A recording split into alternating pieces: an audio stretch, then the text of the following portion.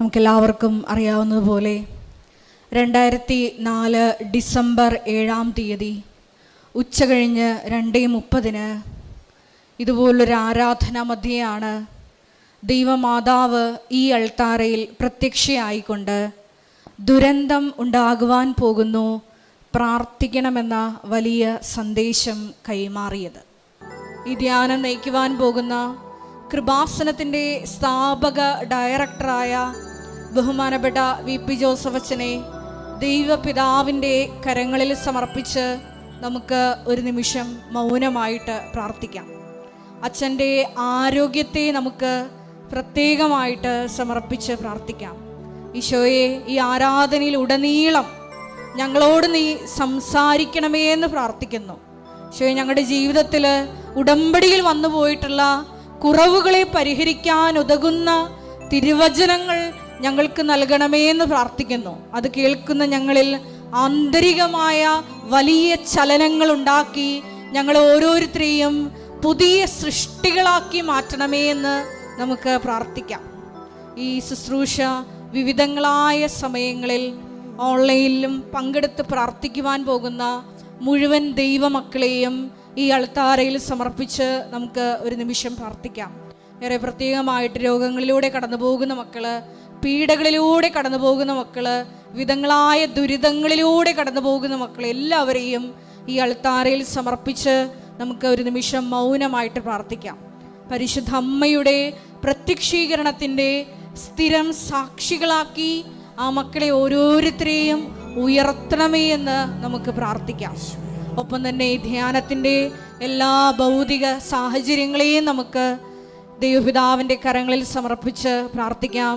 ഒരിക്കൽ കൂടെ നാളിതുവരെ കൃപാസനത്തിൽ വന്ന് മരിയൻ ഉടമ്പടിയെടുത്ത് പ്രാർത്ഥിച്ചു പോയിട്ടുള്ള മുഴുവൻ ദൈവമക്കളുടെയും നിയോഗങ്ങൾ, അവരുടെ കുടുംബങ്ങൾ, സ്ഥാപനങ്ങൾ, അവരായിരിക്കുന്ന ഇടങ്ങൾ, പ്രത്യേകമായി ഇപ്പോൾ കടന്നുപോയിക്കൊണ്ടിരിക്കുന്ന വിവിധ ജീവിത സാഹചര്യങ്ങളെല്ലാം ഈ അൾത്താരയിൽ സമർപ്പിച്ചുകൊണ്ട് പ്രത്യക്ഷീകരണത്തിൻ്റെ സാക്ഷ്യമാക്കി എല്ലാ ദുരിതങ്ങളെയും ഈശോയെ മാറ്റണമേ എന്ന് പ്രത്യേകമായി പ്രാർത്ഥിച്ചുകൊണ്ട് നമുക്ക് ദിവ്യകാരുണ്യനാഥനെ വരവേറ്റുകൊണ്ട് ഇരുകരങ്ങളും ഉയർത്തി ദൈവസ്നേഹത്തോടെ ശക്തമായി സ്തുതിക്കാം. Hallelujah, hallelujah, hallelujah. മഹത്വം, മഹത്വം. ഈശോയെ, നിന്റെ ശക്തി ഈ സമയം ഈ ആലയത്തിൽ, പ്രത്യക്ഷീകരണ ആലയത്തിൽ പ്രകടമാക്കണമേ എന്ന് പ്രാർത്ഥിക്കുന്നു. അപ്പോസ്തല സമൂഹത്തോടൊപ്പം ദൈവമാതാവ് പ്രാർത്ഥിച്ചപ്പോ സിഹിയോൻ മാളികയിൽ നിന്റെ ശക്തി അയച്ചതുപോലെ ഞങ്ങളുടെ ജീവിത സാഹചര്യങ്ങളിലേക്കും അത്യുന്നതിന്റെ ശക്തി അയക്കണമേ എന്ന് പ്രാർത്ഥിക്കുന്നു. പുത്തൻ പന്തക്കുസ്ത അനുഭവം ഞങ്ങളുടെ ജീവിതത്തിൽ നൽകണമേ എന്ന് പ്രാർത്ഥിക്കുന്നു. നിന്റെ ജീവിക്കുന്ന സാക്ഷികളാക്കി ഞങ്ങളെ ഉയർത്തണമേ എന്ന് പ്രാർത്ഥിക്കുന്നു. ഹല്ലേലൂയ, ഹല്ലേലൂയ. മഹത്വം, മഹത്വം. ആരാധന, ആരാധന. ഹല്ലേലൂയ, ഹല്ലേലൂയ, ഹല്ലേലൂയ. യേശുവേ നന്ദി, യേശുവേ ആരാധന. ദൈവപിതാവേ നന്ദി, ദൈവപിതാവേ മഹത്വം, ദൈവപിതാവേ ആരാധന.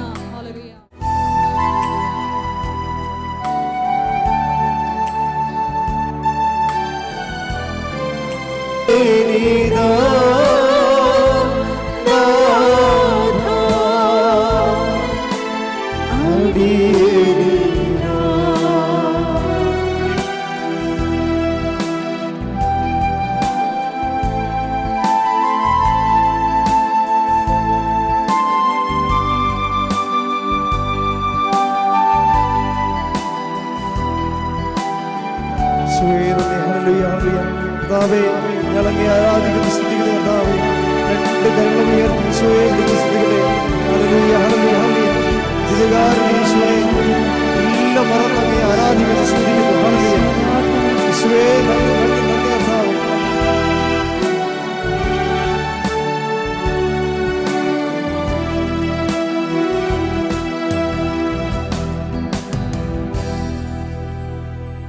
പരിശുദ്ധ പരമദിവ്യകാരുണ്യത്തിനാൽ ആരാധനയും സ്തുതിയും പുകഴ്ചയും ഉണ്ടായിരിക്കട്ടെ.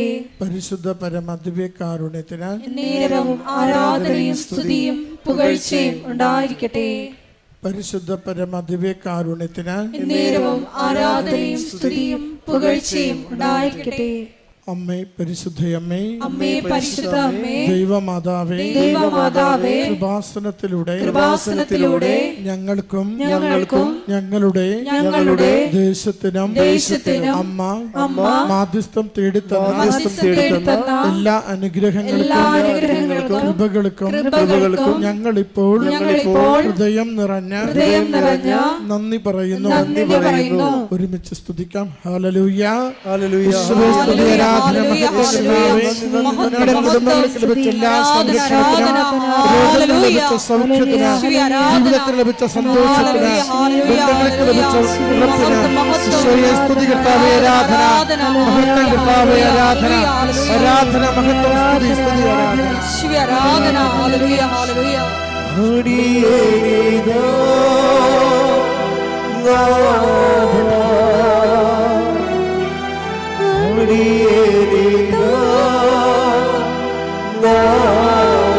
കൈകൾ ഈശോയിലേക്ക് തന്നെ പിടിച്ചുകൊണ്ട്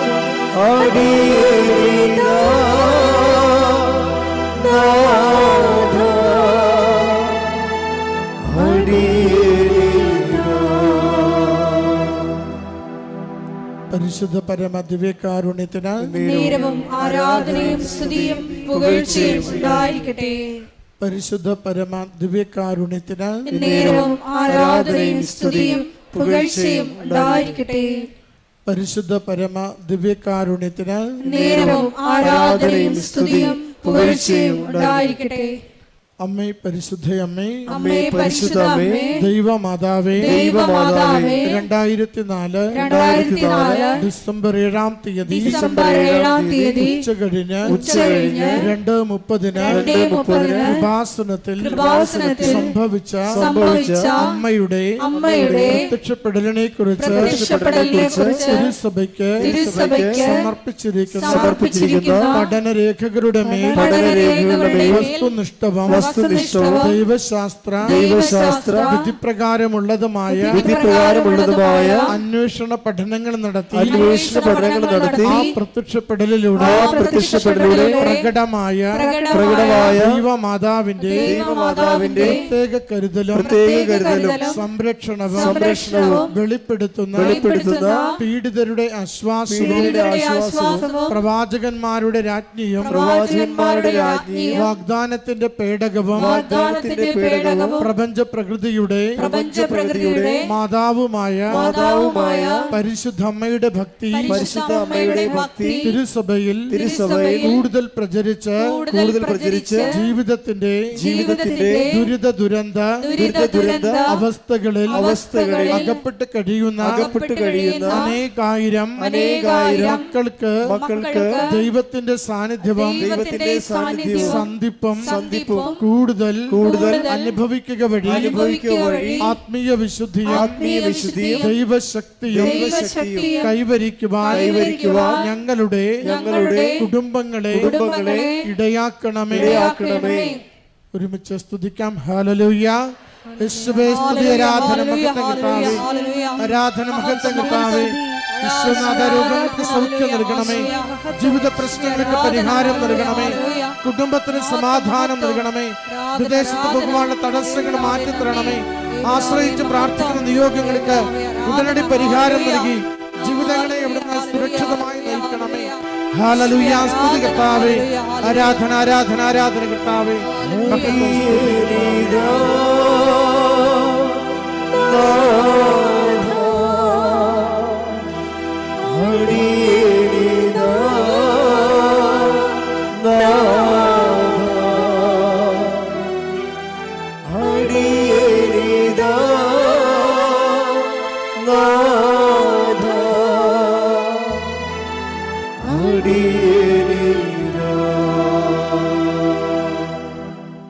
പരിശുദ്ധ പരമ ദിവ്യകാരുണ്യത്തിന് നേരവും ആരാധനയും സ്തുതിയും പുകഴ്ചയും ഉണ്ടായിരിക്കട്ടെ.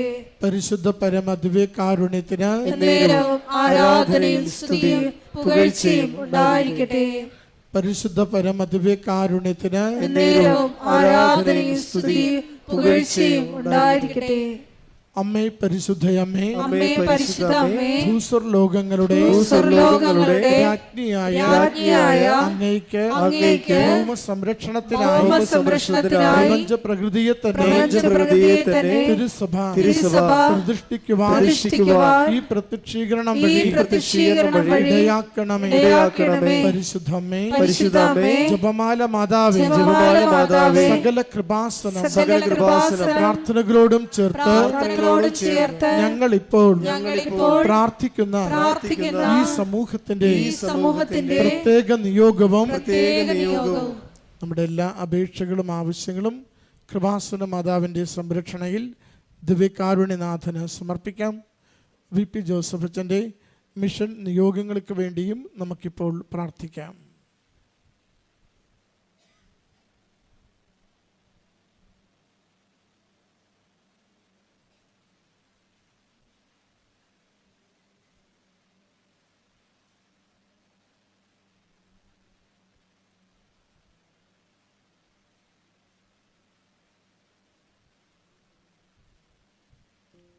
അമ്മയുടെ പ്രത്യക്ഷീകരണത്തിന്റെ ഈ അനുഗ്രഹവേളയിൽ ഞങ്ങൾക്ക് സാധിച്ചു തരുവാൻ കനിയണമേ.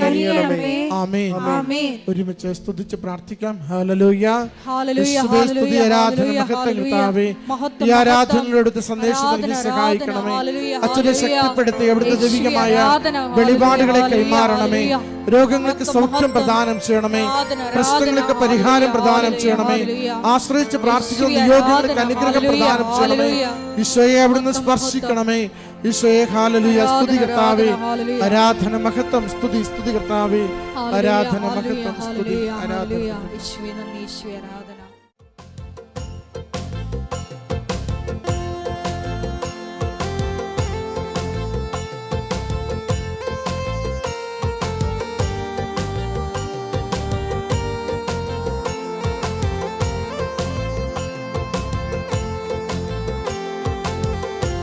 സ്നേഹപിതാവേ, കണ്ണുകൾ തുറന്നു തരേ.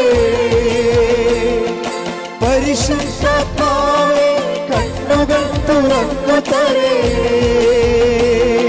സ്നേഹപിതാവേ, കണ്ണുകൾ തുറന്നു തരേ. പരിശുദ്ധാത്മാവേ, കണ്ണുകൾ തുറന്നു തരേ. എനിക്ക് യേശുവിനെ കാണേണം, എനിക്ക് യേശുവിനെ കാണേണം. സ്തുതിക്കട്ടെ. ഹല്ലേലൂയ, ഹല്ലേലൂയ, ഹല്ലേലൂയ.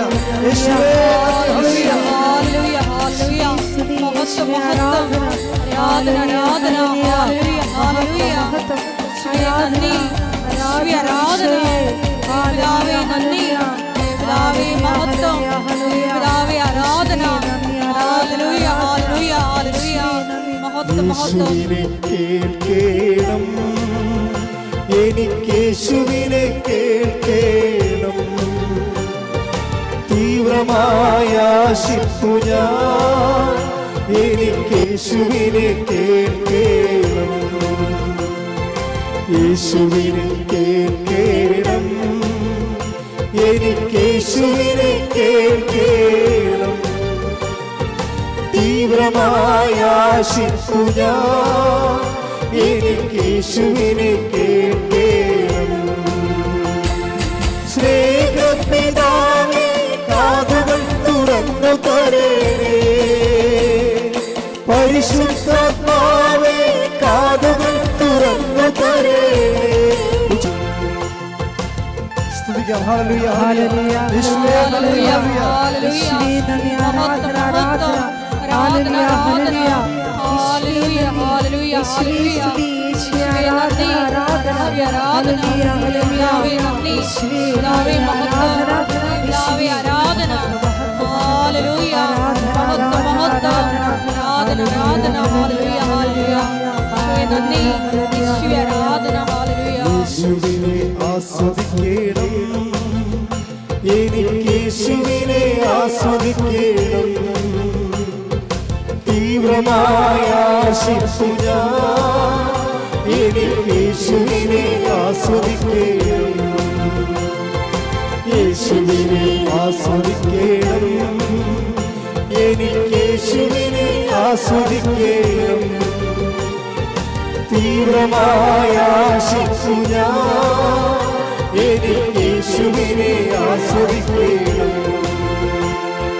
സ്നേഹപിതാവേ ഹൃദയം തുറന്നു തരണേ. പരിശുദ്ധാത്മാവേ ഹൃദയം തുറന്നു തരണേ. ഇവർക്ക് പാടാം. സ്നേഹപിതാവേ ഹൃദയം തുറന്നു തരണേ. പരിശുദ്ധാത്മാവേ ഹൃദയം തുറന്നു തരണേ. എനിക്ക് യേശുവിനെ ആസ്വദിക്കണം.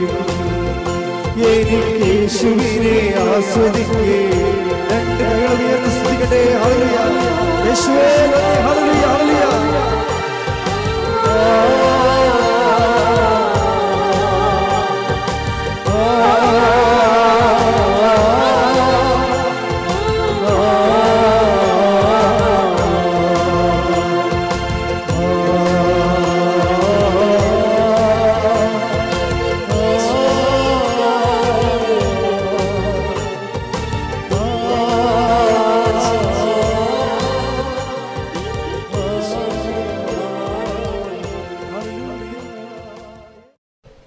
എൻ്റെ പ്രിയപ്പെട്ടവരെ,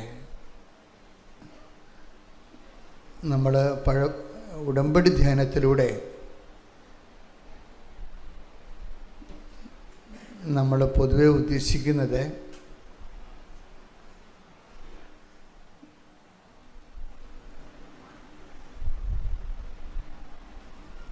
നമ്മുടെ വിജ്ഞാനം വർദ്ധിപ്പിക്കുക എന്നതിനേക്കാൾ ഉപരി ഇതിൻ്റെ മെക്കാനിസം പഠിക്കുക എന്നുള്ളതാണ് ഉടമ്പടി ധ്യാനത്തിൻ്റെ ഒരു ഉദ്ദേശം. അറിവ് വർദ്ധിപ്പിക്കുക. ഇപ്പോൾ സ്കൂളിലൊക്കെ നമ്മൾ പഠിക്കുമ്പോൾ സ്കൂളിലെ സിലബസിനെ കുറിച്ച് പൊതുവെയുള്ള അഭിപ്രായ വ്യത്യാസം എന്ന് പറയുന്നത് സ്കൂളിലെ സിലബസുകളെല്ലാം തിയറട്ടിക്കൽ ലെവലിലാണ്. അത് ആപ്ലിക്കേഷൻസ് ഇല്ല, അതിൻ്റെകത്ത് വർക്ക് ഓറിയൻറ്റഡ് അല്ല എന്നുള്ളതാണ്. അത് പ്രാക്ടിക്കാലിറ്റി ഇല്ലാത്തതാണ്. അപ്പോൾ അറിവിന് വേണ്ടി മാത്രം പഠിക്കുന്ന തിയറട്ടിക്കൽ ലെവലാണ് സ്കൂളിലെ വിദ്യാഭ്യാസം എന്ന ഒരു കംപ്ലൈൻ്റ് ഉണ്ട് പൊതുവേ. സാധാരണ ഭജന പ്രഘോഷങ്ങളുടെയൊക്കെ ഉദ്ദേശം പലപ്പോഴും ഈ മനുഷ്യന് അറിവ്, ദൈവത്തെക്കുറിച്ചുള്ള അറിവ് വർദ്ധിക്കുക, ആധ്യാത്മിക ജീവിതം പ്രഫുല്ലമാക്കുന്നതിന് വേണ്ടിയുള്ള അനുധാരികളെ ക്രമീകരിച്ച് തരിക എന്ന് തന്നെയാണ്. അതിൻ്റെ സ്വാഭാവികമായിട്ടുള്ള ഉദ്ദേശം എന്ന് പറയുന്നത് അറിവ് നമുക്ക് അനുഭവം തരണം. അറിവിൻ്റെ ഉദ്ദേശം എന്താ? ഡയറക്റ്റ് അറിവ് ബന്ധപ്പെട്ടിരിക്കുന്നത് ഇപ്പോൾ അനുഭവം ഉണ്ടായാലും ഇല്ലെങ്കിലും കുഴപ്പമൊന്നുമില്ല, അറിവ് കിട്ടിയാൽ മതി എന്നുള്ള ഒരു ഐഡിയ ശരിക്കും പറഞ്ഞാൽ ഒരു മതവിദ്യാഭ്യാസത്തിൻ്റെ ഐഡിയ അല്ലത്. മതവിദ്യാഭ്യാസത്തിൽ എപ്പോഴും അറിവിന് അനുഭവം ഉണ്ടാകണം. അനുഭവം നമുക്ക് എന്താ തരണത്? വ്യക്തികൾക്ക് അനുഭവം ബോധ്യം നൽകും, അല്ലേ? ഈ ബോധ്യം നമ്മൾക്ക് എന്താ തരണത്? രണ്ട് ബോധ്യങ്ങൾ നമുക്കൊരു വ്യക്തിക്ക് കിട്ടാൻ സാധ്യതയുണ്ട്. ഒരു വ്യക്തിക്ക് രണ്ട് ഫാക്കൽറ്റി ഉള്ളത് കൊണ്ടാണ്. ഒന്ന്, ഒരു ഫാക്കൽറ്റി എന്താണ്? നമ്മുടെ ബുദ്ധി, അല്ലേ, ഇൻ്റലക്റ്റ്. മറ്റേത് നമ്മുടെ വൈകാരികമായ മേഖല, വില്ല്, മനസ്സ്. രണ്ട് ഫാക്കൽറ്റി ഉണ്ട്. ഈ രണ്ട് ഫാക്കൽറ്റിയിലും നമ്മുടെ അറിവ് കൺകറൻ്റ് ആകണം. എന്ന് വെച്ച് കഴിഞ്ഞാൽ രണ്ടിനോടും, രണ്ട് ഓഫീസിലും അതിന് സ്വീകാര്യമാകണം. ബുദ്ധിപരമായിട്ട് സ്വീകാര്യമാകണം, വൈകാരികമായിട്ടും സ്വീകാര്യമാകണം. അപ്പം അങ്ങനെ വരുമ്പോൾ നമുക്ക് കിട്ടുന്നത് ബുദ്ധിപരമായ ബോധ്യങ്ങൾ കിട്ടും, ഇൻ്റലക്ച്വൽ കൺവിക്ഷൻസ്. വൈകാരികമായിട്ട് നമുക്ക് ബോധ്യം, ഇമോഷണൽ കൺവിക്ഷൻസ്, വൈകാരിക ബോധ്യങ്ങൾ. ഈ ബോധ്യങ്ങൾ നമുക്ക് എന്താണ് ബോധ്യങ്ങളിലേക്ക് നമുക്ക് തരണത്? സാക്ഷ്യങ്ങളാണ്. ഈ സാക്ഷ്യം ഉണ്ടാണെങ്കിൽ ഇതിന് ready to eat instant breakfast എന്ന് പറഞ്ഞ പോലെ ഒരു റെഡിമെയ്ഡ് ഫുഡല്ലത്. സാക്ഷ്യം ഒരു പ്രോസസ്സിൻ്റെ ഭാഗമായിട്ട് വരുന്നതാണ്. ആദ്യം എന്താ കിട്ടുന്നത്? ആദ്യം അറിവ് കിട്ടും. പിന്നെ എന്ത് ചെയ്യും? അറിവ് തന്നെ പലതരത്തിലുണ്ട്. അറിവ് നമുക്ക് അറിവ് കിട്ടുന്നത് ഇതിൽ നിന്ന് പറയാം. കുറേ അറിയാം ഇൻപുട്സുകൾ നമുക്കുണ്ട്. ഒന്ന് ചെവി അല്ലേ, കേൾവിയിലൂടെ നമുക്ക് അറിവ് കിട്ടും. പിന്നെ എന്താണ്? നമുക്ക് കണ്ണ് കാണാൻ പറ്റും അല്ലേ, ഓഡിയോ വീഡിയോ അല്ലേ, വീഡിയോ കണ്ണ് കാണാൻ പറ്റും, കണ്ണിലൂടെ നമുക്ക് അറിവ് കിട്ടും. പിന്നെ എന്താ കിട്ടുന്നത്? ടക്സിയോ, തൊട്ട് സ്പർശ്യമായിട്ട് തൊട്ട് മനസ്സിലാക്കാൻ പറ്റും അല്ലേ. നമ്മൾ ഓരോ വസ്തുക്കൾ ചിലർ മണത്തും മനസ്സിലാക്കും അല്ലേ, മുക്കുകൊണ്ട് മണം മനസ്സിലാക്കിയെടുക്കും. അതുകൊണ്ടാണ് നല്ലതാണെങ്കിലും മോശം നമ്മൾ റിജക്റ്റ് ചെയ്യുകയൊക്കെ ചെയ്യണത്. മരിയനിൽ മാത്രമേ ഈ മണം വരുന്നുള്ളൂ. ബാക്കി മരിയനില്ലാത്ത ആധ്യാത്മിക വിഷയങ്ങൾക്കെല്ലാം മൂക്കിന് വലിയ പ്രാധാന്യമില്ല. അവിടെ മരിയനിൽ നല്ല പ്രാധാന്യമാണ്. ആൾക്കാർ അത് ഇക്കാലത്ത് അതായത് മരിയൻ സ്പിരിച്വാലിറ്റി ഡെവലപ്പ് ചെയ്തതിന് ശേഷം കേരള ജനതയ്ക്കും ലോക ജനതയ്ക്കും കിട്ടിയ പുതിയൊരു അനുഭവമാണ് ഈ മൂക്കുകൊണ്ട് ദൈവത്തെ അനുഭവിക്കുക എന്നുള്ളത്. അത് ഒരു ദിവസം എങ്ങനെയായാലും ഒരു 2-3 സാക്ഷ്യങ്ങൾ വരും. അതായത് മുല്ലപ്പൂവിൻ്റെ ശക്തമായ സ്മെല്ല് വരും. മുല്ലപ്പൂവൊന്നുമല്ല, കാര്യം നമ്മുടെ ഫയലില്ലേ അതേ ഉള്ളതാണ് പ്രശ്നം. മുല്ലപ്പൂ ആയിരിക്കത്തില്ലതേ, നമ്മുടെ ഫയലില്ലേ, മലയാളികളുടെ ഫയലല്ലേ, നമ്മുടെ ബ്രെയിനിലുള്ള ഫയല് മലയാളി ഫയലല്ലേ. മലയാളികൾക്ക് അറിയാവുന്നൊരു സ്മെല്ല് ഡിക്റ്റേറ്റ് ചെയ്യണ, ബ്രെയിൻ ഡിക്റ്റേറ്റ് ചെയ്യണത് മുല്ലപ്പൂവായിട്ടാണ്. അത് മുല്ലപ്പൂവിൻ്റെ മണം ആയിരിക്കത്തില്ലത്. നമുക്ക് പെട്ടെന്ന് നമ്മുടെ ബ്രെയിൻ ക്യാച്ച് ചെയ്തിട്ട് ഡിക്റ്റേറ്റ് ചെയ്തിട്ട് പറയും ഇത് ജസ്റ്റ് ലൈക്ക് ജാസ്മിൻ എന്ന് പറയും. അതായിരിക്കണം നിർബന്ധമില്ല, നമ്മളങ്ങനെ പറയണതാണ്. പക്ഷേ ചില കർണാടകക്കാരൻ ചിലപ്പോൾ വേറെ വല്ലതും പറഞ്ഞു തരും. കാര്യം അവന് കുറച്ച് അടുപ്പമുള്ള വിഷയം എന്താണ് അതുമായിട്ട് ബന്ധപ്പെട്ടിട്ടായിരിക്കും അത് പറയണത്. എനിവേ ഇതെല്ലാം ഐന്ദ്രിയ ഗോചരമായി വന്നിട്ടുണ്ട്. ഇത് ഈ കാലത്തല്ല, പഴയ നിയമത്തിലെ തന്നെ ഒരു നിലപാടാണത്. സാക്ഷ്യവുമായിട്ട് ബന്ധപ്പെട്ടത് എപ്പോഴും അതാണ്. Take the word of God. ഞങ്ങൾ കണ്ണുകൊണ്ട് കണ്ടത് യോഹന്നാൻ 1:1. യോഹന്നാൻ 1:1. ആദ്യം മുതൽ ഉണ്ടായിരുന്നതും ഞങ്ങൾ കേട്ടതും സ്വന്തം കണ്ണുകൊണ്ട് കണ്ടതും സൂക്ഷിച്ചു വീക്ഷിച്ചതും കൈകൊണ്ട് സ്പർശിച്ചതുമായ ജീവന്റെ വചനത്തെ പറ്റി ഞങ്ങൾ അറിയിക്കുന്നു. ഞങ്ങൾ സാക്ഷ്യപ്പെടുത്തുന്നു. അതാണ് സംഭവം. അവിടെ മൂന്ന് ഫാക്കൽറ്റി വരുന്നുണ്ട്. എന്തൊക്കെയാണ്? കണ്ണുകൊണ്ട് കണ്ടത്, ആദ്യം മുതലേ ഉണ്ടായതും, ഞങ്ങൾ കേട്ടതും, കണ്ണുകൊണ്ട് കണ്ടതും, കൈകൊണ്ട് സ്പർശിച്ചതും. ആരെക്കുറിച്ചാണ് ഇവർ പറയണത്? യോഹന്നാനെ പറയണത് ഈശോനെക്കുറിച്ച് പറയണതാ. ഈശോയുടെ നെഞ്ചത്ത് കിടന്ന കക്ഷിയാണ്. അന്ത്യത്താഴ സമയത്ത് ഈശോയുടെ നെഞ്ചത്ത് കിടന്ന കക്ഷിയാണ്. അപ്പോൾ ഈശോൻ്റെ കൂടെ ജീവിച്ചപ്പോൾ ഈ ആദ്യം മുതലുണ്ടായിരുന്ന വചനം മാംസമായി മനുഷ്യാവതാരം ചെയ്ത് നമ്മുടെ കൂടെ വസിച്ച കാലത്ത് ആ ദൈവത്തിന് നെഞ്ചത്ത് കിടന്ന ആളാണ് ഇത് എഴുതിയിരിക്കുന്നത്. ആദ്യം മുതലേ ഉണ്ടായിരുന്നതാണ്, ഞങ്ങൾ കേട്ടതാണ്, ഞങ്ങൾ കണ്ണുകൊണ്ട് കണ്ടതാണ്, കണ്ടതല്ല സൂക്ഷിച്ച് വീക്ഷിച്ചത് കൂടിയാണ്, കൈകൊണ്ട് സ്പർശിച്ചതാണ്. അപ്പോൾ ഈ ദൈവത്തെ യേശുക്രിസ്തുവിലൂടെ വെളിപ്പെടുത്തപ്പെട്ട ദൈവം എക്കാലവും ഈ ഇന്ദ്രിയങ്ങൾക്കെല്ലാം വശംവദമാണ്. ഇന്ദ്രിയ അനുഭവങ്ങൾക്ക് വശംവദമാണ്. ആ യേശുക്രിസ്തു തന്നെയാണ് ചരിത്രത്തിലൂടെ നമ്മുടെ കൂടെ സമാന്തരമായിട്ട് നീളുന്നത്. അതിപ്പോൾ മനസ്സിലാക്കണം. ആദ്യം മുതൽ ഉണ്ടായിരുന്ന യേശു അനുഭവം തന്നെയാണ് ചരിത്രത്തിലൂടെ നമുക്ക് ചരിത്രത്തിന് സമാന്തരമായിട്ട് നമ്മുടെ കൂടെ അങ്ങ് ജീവിച്ചു പോണത്. അതുകൊണ്ട് തന്നെയാണ് നമുക്ക് എക്കാലത്തും, അതുകൊണ്ട് യേശുക്രിസ്തു ഹെബ്രായർ 13:8. യേശുക്രിസ്തു യേശുക്രിസ്തു ഇന്നലെയും ഇന്നലെയും ഇന്നും ഇന്നും എന്നും എന്നും ഒരേ ആൾ തന്നെയാണ്. ഒരേ ആൾ തന്നെയാണ്. കൈയടിച്ച് ശ്രദ്ധിക്കട്ടെ. ഹല്ലേലൂയ, ഹല്ലേലൂയ, ഹല്ലേലൂയ. യേശുവേ നന്ദി. ഹല്ലേലൂയ, ഹല്ലേലൂയ, ഹല്ലേലൂയ, ഹല്ലേലൂയ, ഹല്ലേലൂയ, ഹല്ലേലൂയ. അപ്പൊ അതായത് ഭൂതകാലത്ത് നിന്ന് വർത്തമാനകാലത്തിൽ നിന്ന് കാര്യത്തിലൂടെ അങ്ങ് ഭാവിയിലേക്ക് ഇങ്ങനെ നീണ്ടുപോവുകയാണ്.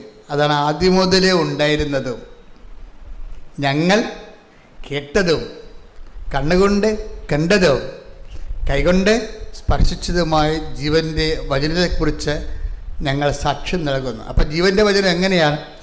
ജീവൻ്റെ വചനം യോഹന്നാന് വചനം നിൽക്കുന്നില്ല.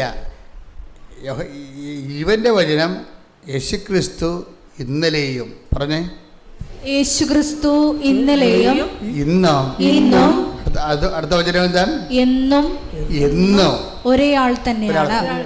അതുകൊണ്ട് തന്നെ എന്നും ഇന്നും എന്നും ഇന്നലെയും ഇന്നും എന്നും യേശുവിനെ നമുക്ക് അനുഭവവേദ്യമാകുന്ന രീതിയിലാണ് ദൈവം രക്ഷാകരമായ സംഭവങ്ങളെ ക്രമീകരിച്ചിരിക്കുന്നത്. അതുകൊണ്ട് തന്നെയാണ് ഞാൻ പലപ്പോഴും നിങ്ങളോട് സംസാരിക്കുമ്പോഴേ ഇതിൻ്റെ മെക്കാനിസം പറയണത്.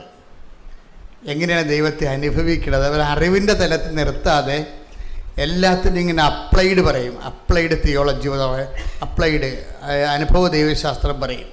എന്താണ് എക്സ്പീരിയൻഷ്യൽ തിയോളജി പറയും. എന്താണ്, എങ്ങനെയാണ്, എന്ത് ചെയ്താൽ ഈ ദൈവത്തെ നമുക്ക് അനുഭവിക്കാൻ പറ്റും?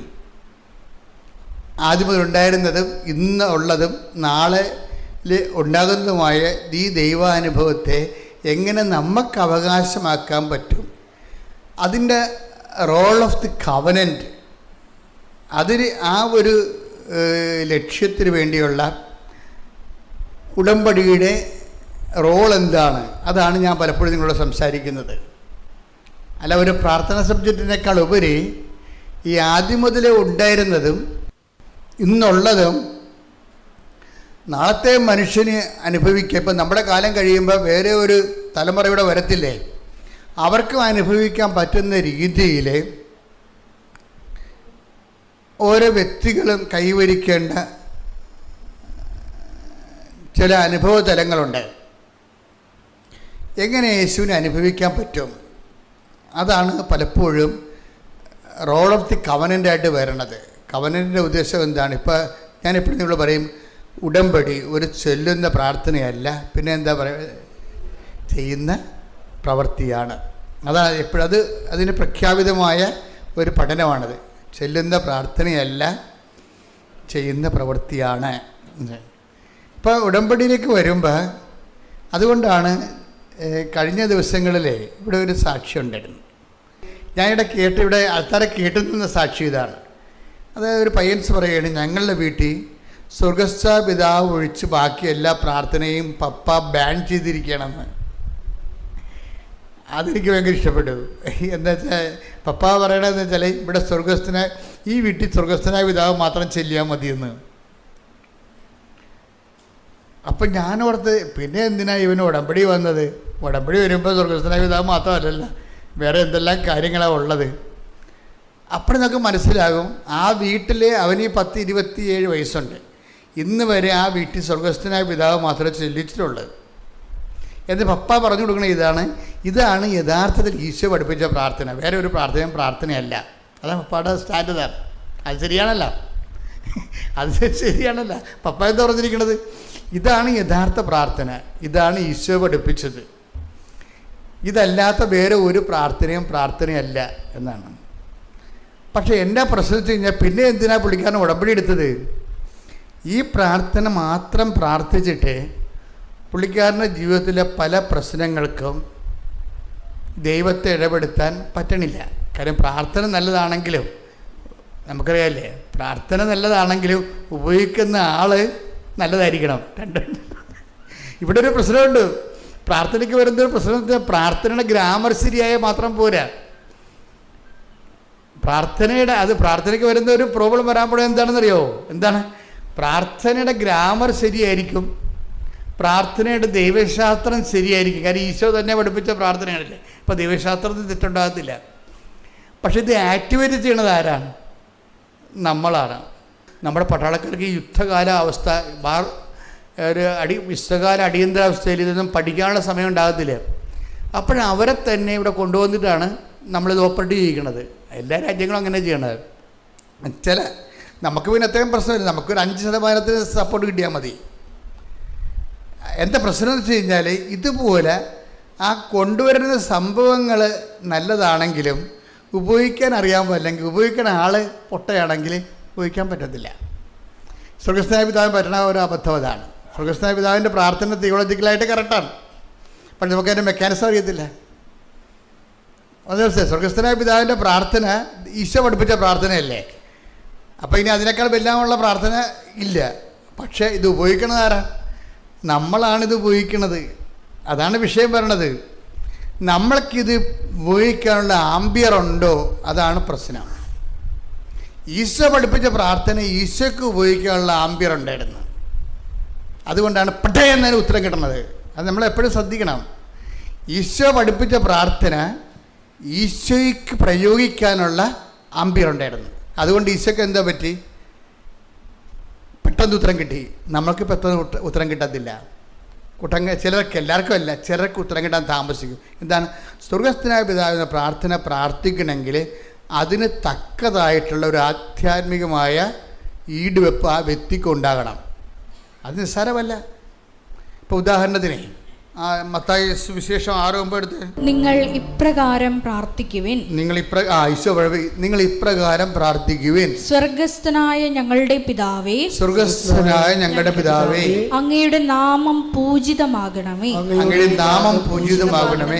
അങ്ങയുടെ രാജ്യം വരേണമേ. അങ്ങയുടെ രാജ്യം വരണമേ. അങ്ങയുടെ ഹിതം സ്വർഗത്തിലെ പോലെ ഭൂമിയിലുമാകണമേ. അങ്ങയുടെ ഹിതം സ്വർഗത്തിലെ പോലെ ഭൂമിയിലുമാകണമേ. ഇതെല്ലാം ഒന്നാണ്. അതാണ് വിഷയം. സ്വർഗസ്ഥനായ ഞങ്ങളുടെ പിതാവേ, അങ്ങയുടെ നാമം, അങ്ങയുടെ രാജ്യം വരണമേ, അങ്ങയുടെ തിരുമനസ്സ്, ഇതെല്ലാം ഒന്നാ. ദൈവത്തിൻ്റെ തിരുമനസ്സ് നിറവേറുമ്പോഴാണ് ദൈവത്തിൻ്റെ നാമം മഹത്വപ്പെടുന്നത്. നമ്മുടെ പ്രവർത്തനങ്ങൾ വഴിയാണ് ദൈവനാമം മഹത്വപ്പെടുന്നത്. ദൈവനാമത്തിന് അതിൽ തന്നെ മഹത്വമുണ്ട്. നമ്മൾ കൊടുക്കുമ്പോൾ ഉപരിമഹത്വമാണ്. അതുകൊണ്ടാണ് വിശുദ്ധ ഫ്രാൻസിസ് സേവറെ, ഇഗ്നേഷ്യസ് ലയോള ഒക്കെ കത്തെഴുതുമ്പോൾ for the greater glory of Jesus Christ എന്ന് എഴുതും. കത്തെഴുതുമ്പോൾ തന്നെ അത് ദൈവത്തിൽ തന്നെ മഹത്വമുണ്ട്. പിന്നെ നമ്മുടെ പ്രവർത്തനങ്ങളാലും ദൈവഹിതം നമ്മൾ ഏറ്റെടുക്കാനുള്ള നമ്മളുടെ ഡെസിബിലിറ്റി, അതിനോടുള്ള ഒരു പ്രത്യേകമായ ഒരു സമർപ്പണം കാരണം നമ്മളുടെ പ്രവർത്തനങ്ങൾ വഴിയും ദൈവനാമം മഹത്വപ്പെടും. ആ മഹത്വത്തിന് ഉപരി മഹത്വം എന്നാണ് പറയണത്. അതുകൊണ്ടാണ് വിശുദ്ധ ഫ്രാൻസിസ് സേവറും ഇഗ്നേഷ്യസ് ലയോളയും കത്തെഴുതുമ്പോൾ ഫോർ ദി ഗ്രേറ്റർ ഗ്ലോറി എന്ന് എഴുതാൻ കാര്യം. നമുക്ക് ചെയ്യാനുള്ള കാര്യങ്ങളെല്ലാം ഗ്രേറ്റർ ഗ്ലോറിയിലേക്കാണ് പോകുന്നത്. സ്വതവേ മഹത്വമുള്ള ദൈവത്തിൻ്റെ വാക്കുകൾ നമ്മൾ ഏറ്റെടുത്തിട്ട് ദൈവത്തിൻ്റെ മഹത്വം ഉണ്ടാകും. അത് തന്നെയാണ് ആ 3 വശവും കിടക്കുന്നത്. പക്ഷെ ആ പ്രാർത്ഥന ഈശോ പ്രാർത്ഥിച്ചപ്പോൾ പെട്ടെന്ന് മിന്നൽപ്പിണറ് പോലെ തന്നെ അതിന് മറുപടി ഉണ്ടായി. കാര്യം അത്രയും പെർഫെക്റ്റാണ് ആ പ്രാർത്ഥന. നമ്മൾ പ്രാർത്ഥിച്ചാൽ അത്രയും പെട്ടെന്ന് സ്പീഡപ്പ് ആകണമെന്ന് നിർബന്ധമില്ല. ഇപ്പോൾ പറഞ്ഞ മനസ്സിലായില്ലേ? ഈശോ പ്രാർത്ഥിച്ച ആ പ്രാർത്ഥന തന്നെ സ്വർഗസ്ഥനായ പിതാവ് തന്നെ ഈശോ പ്രാർത്ഥിച്ച സമയമുണ്ട്. യോഹന്നാന്റെ സുവിശേഷം 12:28, പിതാവേ അങ്ങയുടെ നാമത്തെ മഹത്വപ്പെടുത്തണമേ. സ്വർഗസ്ഥനായ പിതാവേ അങ്ങയുടെ നാമം, അതാണ് ഈ പറയണത്. മനസ്സിലായില്ലേ? ഈശോയുടെ ജീവിതത്തിൽ ഒരു പ്രശ്നം ഉണ്ടായപ്പോഴും ഈശോ ശിഷ്യന്മാരെ താൻ പഠിപ്പിച്ച പ്രാർത്ഥന തന്നെയാണ് ഈശോ സ്വന്തമായിട്ട് പ്രാർത്ഥിച്ചിരിക്കുന്നത്. പിടിയിട്ടില്ലേ? ആ പ്രാർത്ഥന കറക്റ്റാണ്, പെർഫെക്റ്റാണത്.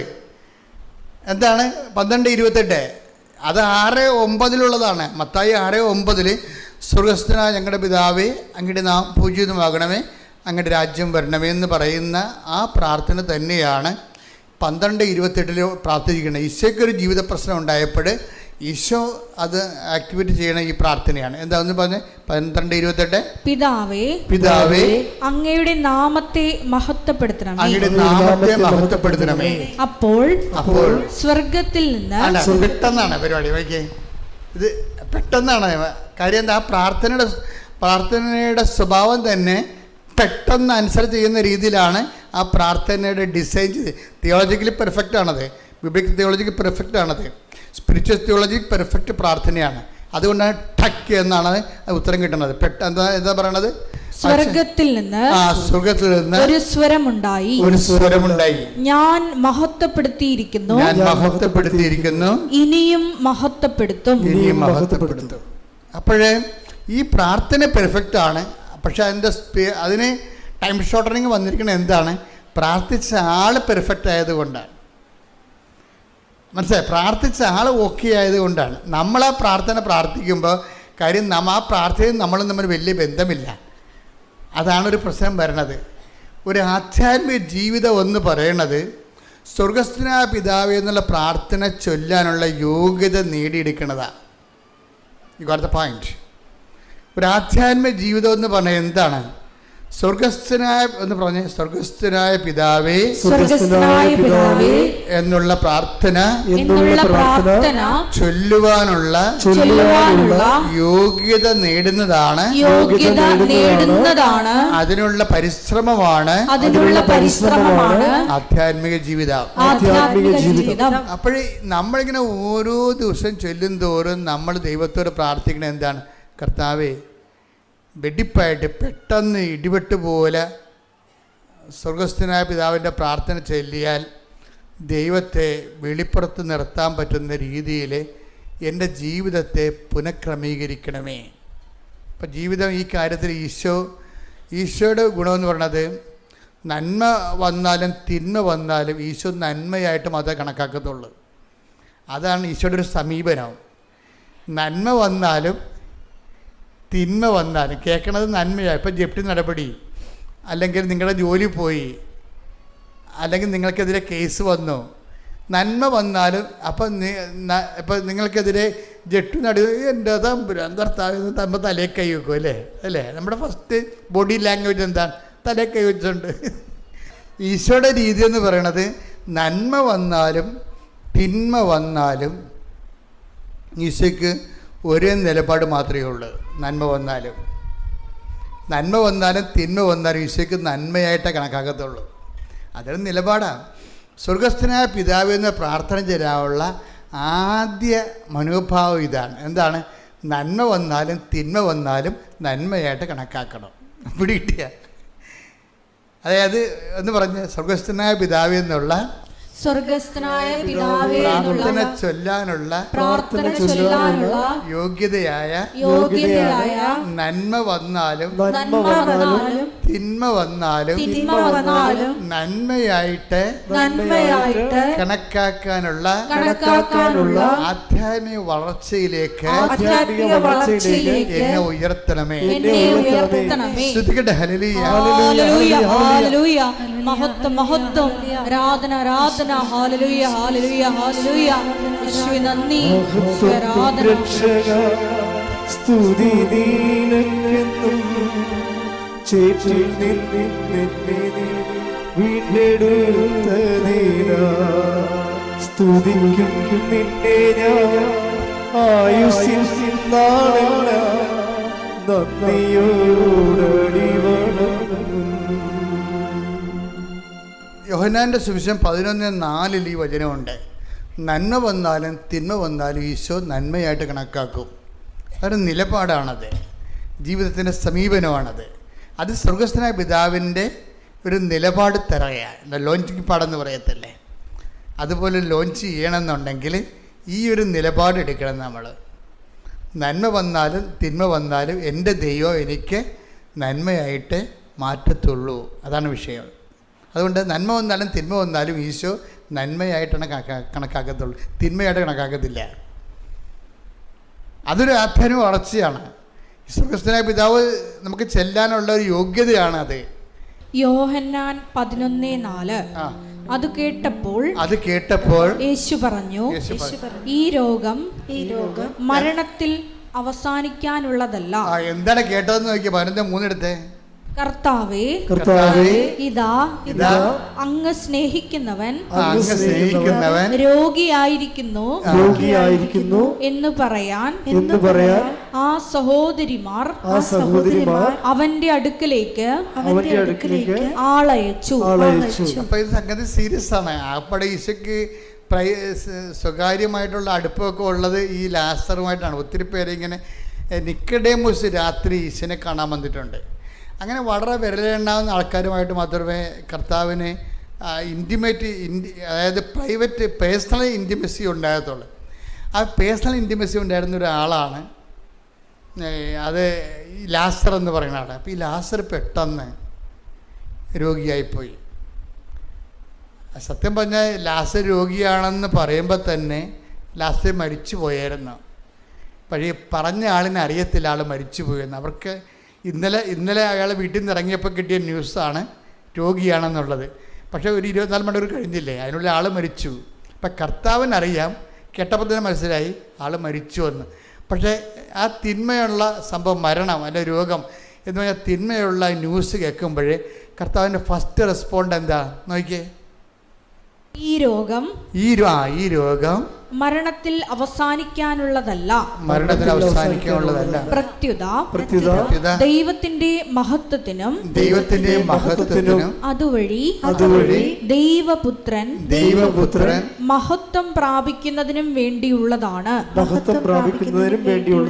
അപ്പൊ എപ്പോഴും നമ്മൾ ശ്രദ്ധിക്കേണ്ടതെന്ന് വെച്ച് കഴിഞ്ഞാല് ഒരു വിഷയത്തിൽ 2 മഹത്വം, ഒരു വെടിക്ക് 2 പക്ഷം എന്ന രീതിയിലാണ് സംഭവിക്കുന്നത്. എന്താണ് ഈ ഈശോ എപ്പോഴും മഹത്വം പറയുമ്പോൾ ഈശോ പറയണത് ആദ്യം പിതാവിൻ്റെ മഹത്വമാണ് പകർന്ന് ആ പിതാവിൻ്റെ വക്ഷസ്സിലെ ഏകജാതനെ പകർന്ന് കിട്ടുന്ന പിതാവിൻ്റെ മഹത്വമാണ്. അപ്പം അതുകൊണ്ട് തന്നെ ഈ മഹത്വം എന്ന് വെച്ചാൽ ഇപ്പോൾ ലാസർ പെട്ടെന്ന് പരിശുദ്ധാത്മാവും ഇവർ ഈ പിതാവും പുത്രനും പരിശുദ്ധാത്മാവും ഒന്ന് തന്നെയാണല്ലോ, സത്തയിൽ ഏകമാണ്. അതുകൊണ്ട് തന്നെ ഇൻ്റർ കണക്റ്റഡ് ആയത് കാരണം ആ പരിശുദ്ധാത്മാവ് പുത്രനോട് അപ്പം തന്നെ കൊടുക്കും, ഇയാളെ എഴുന്നേൽപ്പിക്കാൻ നിനക്ക് കഴിയും. അങ്ങനെ പിതാവ് മഹത്വപ്പെടും. അങ്ങനെ പിതാവ് മഹത്വപ്പെടുന്നതിലൂടെ നീ മഹത്വപ്പെടുന്നതിലൂടെ ജനങ്ങളെ നീ പുനരുത്ഥാനവും ജീവനുമാണെന്ന് വിശ്വസിക്കും. അല്ലെങ്കിൽ നീ ചുമ്മാ കേവല പ്രവാചകനായിട്ട് നിന്നെ കണക്കാകത്തുള്ളൂ. നിന്നെ ഒരു ദൈവപുത്രനായിട്ട് ജനങ്ങളെ മനസ്സിലാക്കണമെന്നുണ്ടെങ്കിൽ മരിച്ചവൻ ഉയർത്തെഴുന്നേറ്റ് വരണം, ജീവൻ നൽകാൻ കഴിയണം. അപ്പം അത് ജനങ്ങൾ കാണണം. അപ്പം നിൻ്റെ മഹത്വം ഇതിലൂടെ സംഭവിക്കും എന്ന് പരിശുദ്ധാത്മാ പറഞ്ഞു കൊടുക്കും. ഇപ്പം നമ്മുടെ ആധ്യാത്മിക ജീവിതത്തിലേക്ക് വരുന്നൊരു വിഷയം, പരിശുദ്ധാത്മാവിന് നമ്മൾ മാറ്റം നിർത്തിക്കൊണ്ട് നമുക്കൊരു ആധ്യാത്മിക ജീവിതം സാധ്യമല്ല. എപ്പോഴും ശ്രദ്ധിച്ചേക്കണം. കാര്യം നിങ്ങൾ ആദ്യ കാലങ്ങളൊക്കെ കുഴപ്പമില്ല, അത്യാവശ്യം കഞ്ഞി വെച്ചൊക്കെ പോകുന്നില്ലാതെ നിങ്ങൾ കുറച്ച് ചെല്ലുമ്പോൾ കർത്താവ് പിന്നെ അതെല്ലാം പേയ്മെൻറ്റുകളാണ്. ഉടമ്പടി വിജയിക്കുന്ന അവിടെയാണ്. പേയ്മെൻ്റ് എന്ന് പറഞ്ഞാൽ എന്താണ്? ഇപ്പം നമ്മൾ ചില ആപ്പുകളൊക്കെ നമുക്ക് ഫ്രീ ആയിട്ട് അവർ പറയും, ഫ്രീ നിങ്ങൾക്ക് ടാക്സ് ഇതിന് പൈസ അടയ്ക്കണ്ട, നിങ്ങൾക്ക് ഡൗൺലോഡ് ചെയ്തെടുക്കാമെന്ന് പറയും. അപ്പോൾ 5 പൈസ മുടക്കാതെ നമ്മൾ ഡൗൺലോഡ് ചെയ്തെടുക്കും. പക്ഷേ ചില സമയത്ത് നമുക്ക് പ്രിൻ്റ് കിട്ടത്തില്ല. ഡൗൺലോഡ് ചെയ്തെടുക്കാൻ പറ്റുമെങ്കിലും അതിൻ്റെ പ്രിൻ്റ് കിട്ടത്തില്ല. അപ്പോൾ അത് പറയാം, അത് വേറെ ആപ്പാണ്, അതിന് നിങ്ങൾ പേയ്മെൻറ്റ് നടത്തണമെന്ന് പറയും. അല്ല, അതാണ് വിഷയം. അപ്പോൾ കുറച്ചുകൂടി ദൈവികമായ കുറച്ച് സീരിയസ് മേഖലയിലേക്ക് പ്രവേശിക്കുമ്പോൾ ദൈവം പറയും അതെല്ലാം പേയ്മെൻറ്റാണ്, അതിന് നിങ്ങൾ ഇങ്ങനെ ILTS പ്രാർത്ഥിച്ചുകൊണ്ട്, വസ്തുവിക്കാൻ പ്രാർത്ഥിച്ചുകൊണ്ട്, അത് നടന്നുകൊണ്ട്, അങ്ങനെ കേവല ക്രിസ്ത്യാനികളായതുകൊണ്ട് മാത്രം കാര്യമില്ല. ആ വിശ്വാസത്തിന് വേണ്ടി നിങ്ങൾ ജീവിതം കൊണ്ട് നിലനിൽക്കുന്നു എന്നുള്ളത് ദൈവത്തിന് ബോധ്യപ്പെടുത്തണം. ഭയങ്കര പരിപാടിയാണ്. ഇപ്പോൾ നമുക്കൊരു ILTS പാസ്സാകാനോ അല്ലെങ്കിൽ ഇപ്പോൾ 10-50 കൊല്ലമായിട്ട് വിൽക്കാത്ത പറമ്പ് വിൽക്കാനോ, അതുപോലെ തന്നെ 20 കൊല്ലമായിട്ട് മക്കളില്ലെങ്കിൽ മക്കളെ ജനിപ്പിക്കാനോ മക്കളെ തരാനോ അതൊന്നും ഒരു പ്രശ്നമല്ല. പക്ഷേ ദൈവത്തെ കിട്ടണമെന്നുണ്ടെങ്കിൽ അതിൻ്റെ സൊല്യൂഷൻസ് വേറെ. ക്യാഷ് ആൻഡ് കൈൻഡായിട്ട് വേറെ കിട്ടണമെങ്കിൽ കുഴപ്പമില്ല. പക്ഷേ ദൈവത്തെയാണ് നീ ലക്ഷ്യം വെക്കണമെന്നുണ്ടെങ്കിൽ നീ ആ ദൈവത്തിന് വേണ്ടി ജീവിക്കുമെന്നും, കാര്യം നിത്യത ഗ്യാരണ്ടിയുള്ള കാരണം നിത്യതയിലേക്ക് പ്രവേശിക്കുന്നതിന് മുമ്പ് നിനക്ക് നിത്യത തരുന്ന ദൈവത്തെക്കുറിച്ച് നീ അറിയണം, വ്യക്തിപരമായിട്ട് അറിയണം. അപ്പം അതുകൊണ്ട് അതിൻ്റെ ഇടയ്ക്ക് നീ നിലനിൽക്കുമോ? ചില അനുഗ്രഹങ്ങൾ നിനക്ക് തരാതിരുന്നത് കൊണ്ട് നീ വിശ്വാസം ഒന്ന് പോകുമോ? ഇപ്പം ജോലി കിട്ടണില്ല, എന്നാൽ പിന്നെ ഞാൻ ഉടമ്പടി അവസാനിപ്പിച്ചേക്കാം എന്ന് പറഞ്ഞാൽ നിനക്ക് പോകാം. പക്ഷേ ആ ഒരു 0 ഹവറിൽ പരിശുദ്ധാത്മാവ് ഉണ്ടെങ്കിൽ മാത്രമേ പറയുന്നത് മനെ പോകരുത്.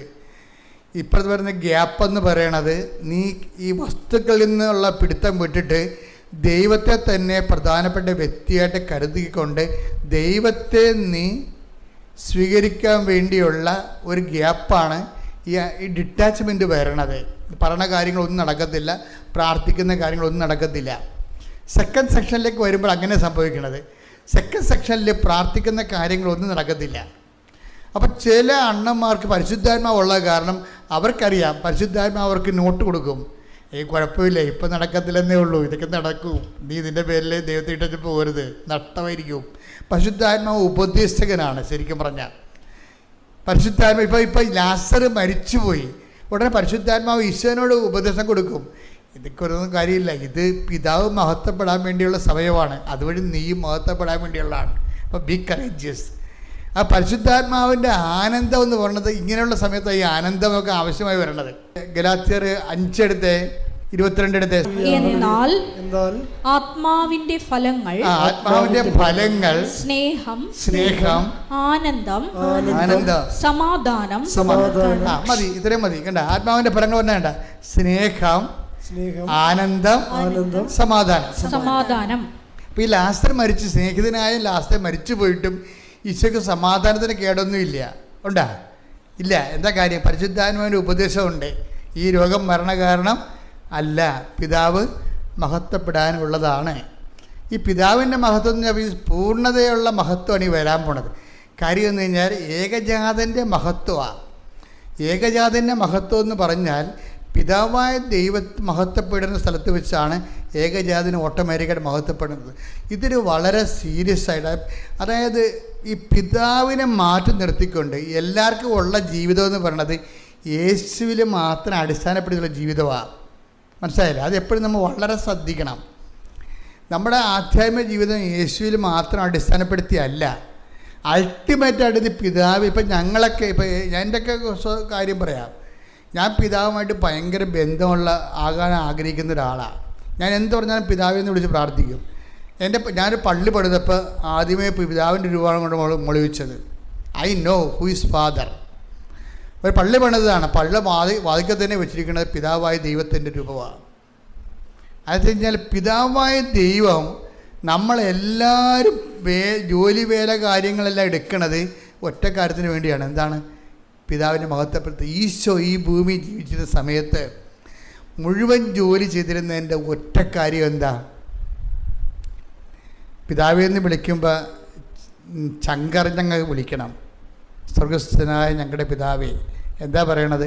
അങ്ങയുടെ നാമം പൂജിതമാകണം. എന്താ? എൻ്റെ പ്രവർത്തനങ്ങളിലൂടെ എനിക്ക് നഷ്ടം വന്നാലും ലാഭം വന്നാലും എനിക്ക് സന്തോഷം വന്നാലും സങ്കടം വന്നാലും അങ്ങയുടെ നാമം, അതാണ് വിഷയം. അത് വിഷയമാണ്. മനസ്സിലായില്ലേ? സ്വർഗസ്ഥനായ ഞങ്ങളുടെ പിതാവേ എന്ന് പ്രാർത്ഥിക്കുമ്പോൾ ആ പ്രാർത്ഥനയ്ക്കുള്ള അർഹത എന്ന് പറയണത് എന്താണ്? ഇപ്പം എൻ്റെ ജോലി പോയി, അപ്പോൾ എന്താ പറയണത്?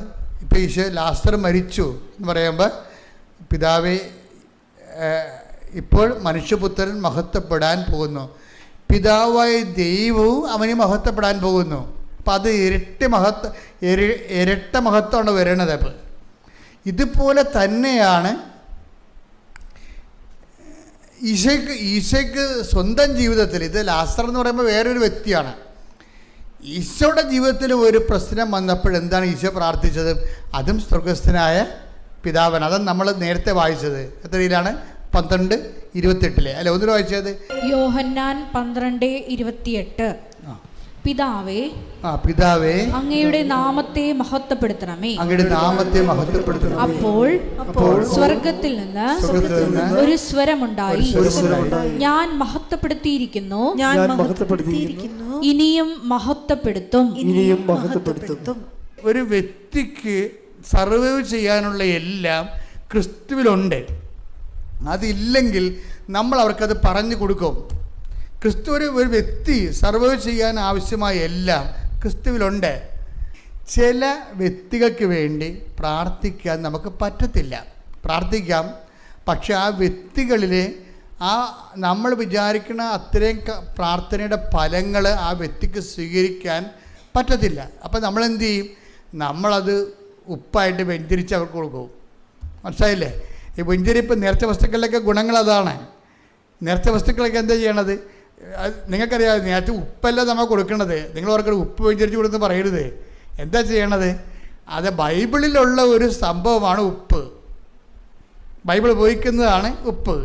നമ്മളവിടെ എന്താ ചെയ്യണത്? നമ്മൾ യേശു കർത്താവാണെന്ന് അതരം കൊണ്ട് ഏറ്റുപറയുന്നു.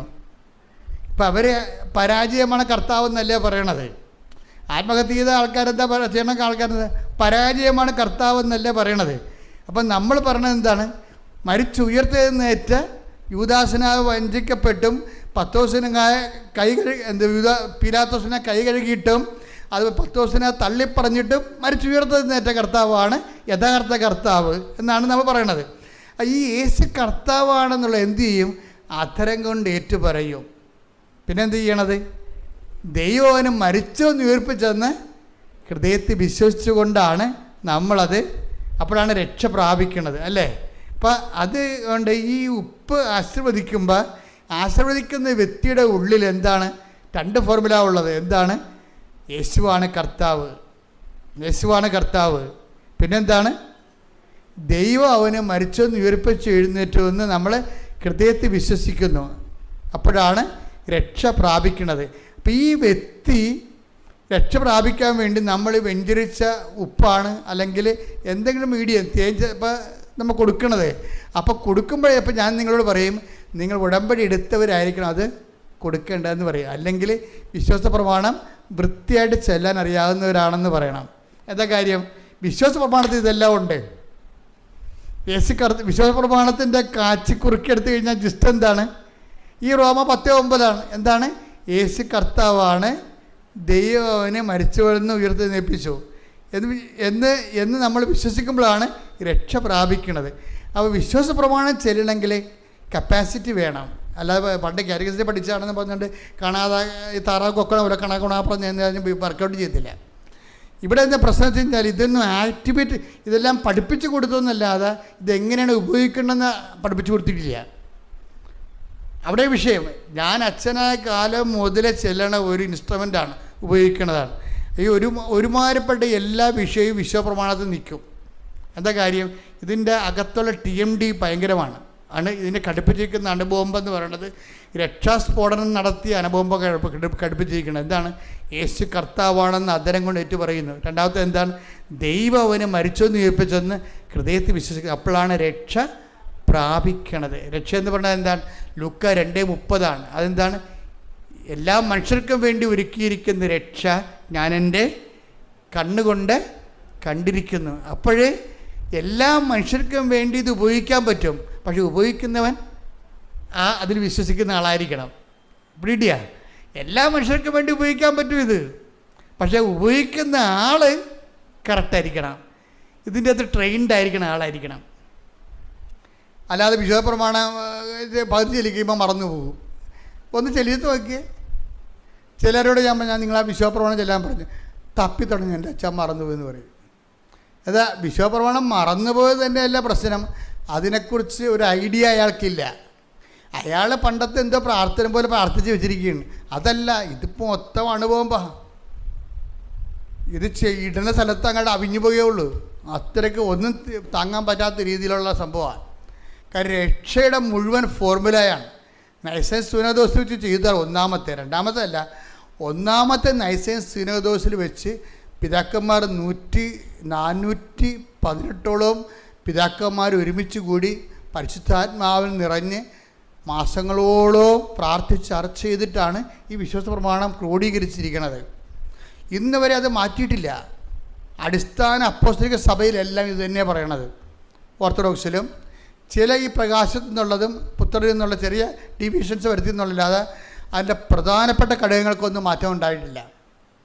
അപ്പോൾ അത് വെച്ച് കഴിഞ്ഞാൽ അത്രയും പവർഫുള്ളാണ് വിശ്വാസ പ്രമാണം. അപ്പോൾ വിശ്വാസ പ്രമാണം അപ്പോസ്തലന്മാരുടെ കാലത്ത് തന്നെ ഡെവലപ്പ് ചെയ്ത് വന്നതാണ്. പിന്നീട് ആര്യനിസോ മോണോഫിസിസോ ഒക്കെ പോലെയുള്ള കുറച്ച് ഏകദൈവതാവാദമൊക്കെ കഴിഞ്ഞപ്പോഴാണ് അപ്പോസ്തലന്മാർ ഡെഫിനിഷൻ വെച്ചത്. അതിന് ഡിഫൈൻ ചെയ്യാൻ വേണ്ടിയാണ് പിന്നീട് കുറച്ച് കാര്യങ്ങൾ കുർബാനയ്ക്ക് നമ്മൾ ഇരട്ടി പറയാൻ നമ്മുടെ വിശ്വാസ പ്രമാണം അല്ല കുർബാനയ്ക്ക് വായിക്കുന്നത്, അത് നൈസൈൻ ക്രീഡ വായിക്കുന്നത്. അപ്പം അതുകൊണ്ട് വിശ്വാസ പ്രമാണം വായിക്കുമ്പോൾ അത് പറയുമ്പോൾ അതിന് തക്ക പിതാവിനുള്ള സ്നേഹം ഉണ്ടാകണം. എന്താ കാര്യം? പിതാവാണ് ആദ്യത്തെ ആൾ അതിൻ്റെ അകത്ത്, അല്ലേ? വിശ്വപ്രമാണം ആകാശത്തിൻ്റെയും ഭൂമിയുടെയും സൃഷ്ടാവും സർവശക്തനുമായ പിതാവും ഞങ്ങൾ വിശ്വസിക്കുന്നുണ്ട്. അതൊക്കെ പിതാവ് തന്നെ കണ്ടില്ലേ? ഇപ്പോൾ വിശ്വാസ പ്രമാണത്തിൻ്റെ പ്രശ്നം ഇതിൻ്റെ അകത്ത് പിതാവ് വരുന്നുണ്ട്, പുത്രൻ വരുന്നുണ്ട്, പരിശുദ്ധാത്മാവ് വരുന്നുണ്ട്. അതുകൊണ്ട് തന്നെ ഇതിൻ്റെ അടിത്തറ ഒരു വീട് കെട്ടണ മുമ്പ് അതിൻ്റെ വാനം കുഴിച്ച് നല്ല അടിത്തറ കിട്ടിയിട്ടാണ് നമ്മൾ അടുത്ത പ്രാർത്ഥന. അതുകൊണ്ട് ഉടമ്പടിയിൽ ആദ്യം വിശ്വാസ പ്രമാണം ചെല്ലണം നമ്മൾ, അല്ലേ? അത് കഴിഞ്ഞിട്ടാണ് 7 സ്വർഗസ്ഥനായതും 7 നന്മ നിറഞ്ഞവരെയും ചെല്ലണത്. ആദ്യം അടിത്തറ ഇടും. അടിത്തറ ഇടുമ്പോൾ ഉള്ള പ്രശ്നമെന്ന് പറയണത് വിശ്വാസ പ്രമാണം ചെല്ലുമ്പോൾ ദൈവം നിൻ്റെ മുഖത്ത് നോക്കിയിട്ട് പറയണ്ട, നീ ചെല്ലിയിട്ട് കാര്യമൊന്നുമില്ലെന്ന് ആദ്യകാരി പറയും ദൈവം. അതാണ് കുഴപ്പം. നിത്യത വരെ പോകേണ്ട ഒരു യാത്രക്കാരിയാണ്, എന്നും ദൈവത്തിൻ്റെ കൂടെ ജീവിക്കേണ്ട ഒരാളാണ്. അത് ചെല്ലണമെന്ന് പറയുമ്പോൾ അതിൻ്റെ TMD ടൺ കണക്കിന് ഭാരമുള്ളതായി മാറും. അതുകൊണ്ട് എപ്പോഴും ദൈവവുമായിട്ടുള്ള എല്ലാ വിഷയത്തിലും പിതാവിനെ ചേർക്കേണ്ടി വരും, പുത്രനെ ചേർക്കേണ്ടി വരും, പരിശുദ്ധാത്മാവിനെ ചേർക്കേണ്ടി വരും. പത്രോസിന് ഈ വിഷയത്തെക്കുറിച്ചൊക്കെ, പത്രോസാണല്ലോ ഈ വിശ്വാസ പ്രമാണത്തിൻ്റെ ആണിക്കല്ലുണ്ടാക്കിയത്. പത്രോസാണ് വിശ്വാസ പ്രമാണത്തിൻ്റെ ആണിക്കല്ലുണ്ടാക്കിയത്. അങ്ങേർക്കറിയാം, യോഹന്നാൻ അല്ല ശരിക്കും പറഞ്ഞാൽ, ഞങ്ങളും പത്രോസാ പറയണത്, ഞങ്ങളും അവൻ്റെ കൂടെ മറുരൂപം മലയിൽ ഉണ്ടായിരുന്ന ആളാണ്. അപ്പം രൂപാന്തരം എന്താണ്? 2 പത്രോസ് 1:17 പിതാവായ ദൈവത്തിൽ നിന്ന് കേട്ടോ പിതാവായ ദൈവത്തിൽ നിന്ന് ബഹുമാനവും മഹത്വവും അവൻ സ്വീകരിച്ചു. ഇവൻ എൻ്റെ പ്രിയപുത്രൻ, ഇവനിൽ ഞാൻ പ്രസാദിച്ചിരിക്കുന്നു. പത്രോസ് എന്താണ് കണ്ടത്? പിതാവായ ദൈവത്തിൽ നിന്ന് പറഞ്ഞേ, പിതാവായ ദൈവത്തിൽ നിന്ന് മഹത്വവും ബഹുമാനവും അവൻ സ്വീകരിച്ചു. ഈശോ സ്വീകരിച്ചു. പറഞ്ഞോളൂ. ഇവൻ എൻ്റെ പ്രിയപുത്രൻ, ഇവനിൽ ഞാൻ പ്രസാദിച്ചിരിക്കുന്നു എന്ന സ്വരം മഹിമ പ്രാഭവത്തിൽ നിന്ന് അവന്റെ അടുത്ത് വരികയും ചെയ്തു. അപ്പോൾ ഇത് പത്രോസ് നേരിട്ട് കണ്ടതാണ്. കാര്യം കർത്താവിൻ്റെ മഹത്വം മുഴുവൻ ഏകജാതൻ്റെ മഹത്വമാണ്. പിതാവായ ദൈവത്തിൻ്റെ മഹത്വം ഈശോയിലേക്ക് വന്നതാണെന്ന് കണ്ടു.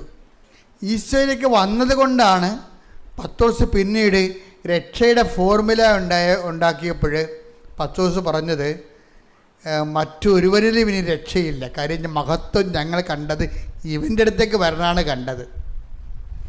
പിതാവായ ദൈവത്തിൻ്റെ മഹത്വം ഇവൻ്റെ അടുത്തേക്ക് വരുന്നതാണ് ഞങ്ങൾ കണ്ടത്.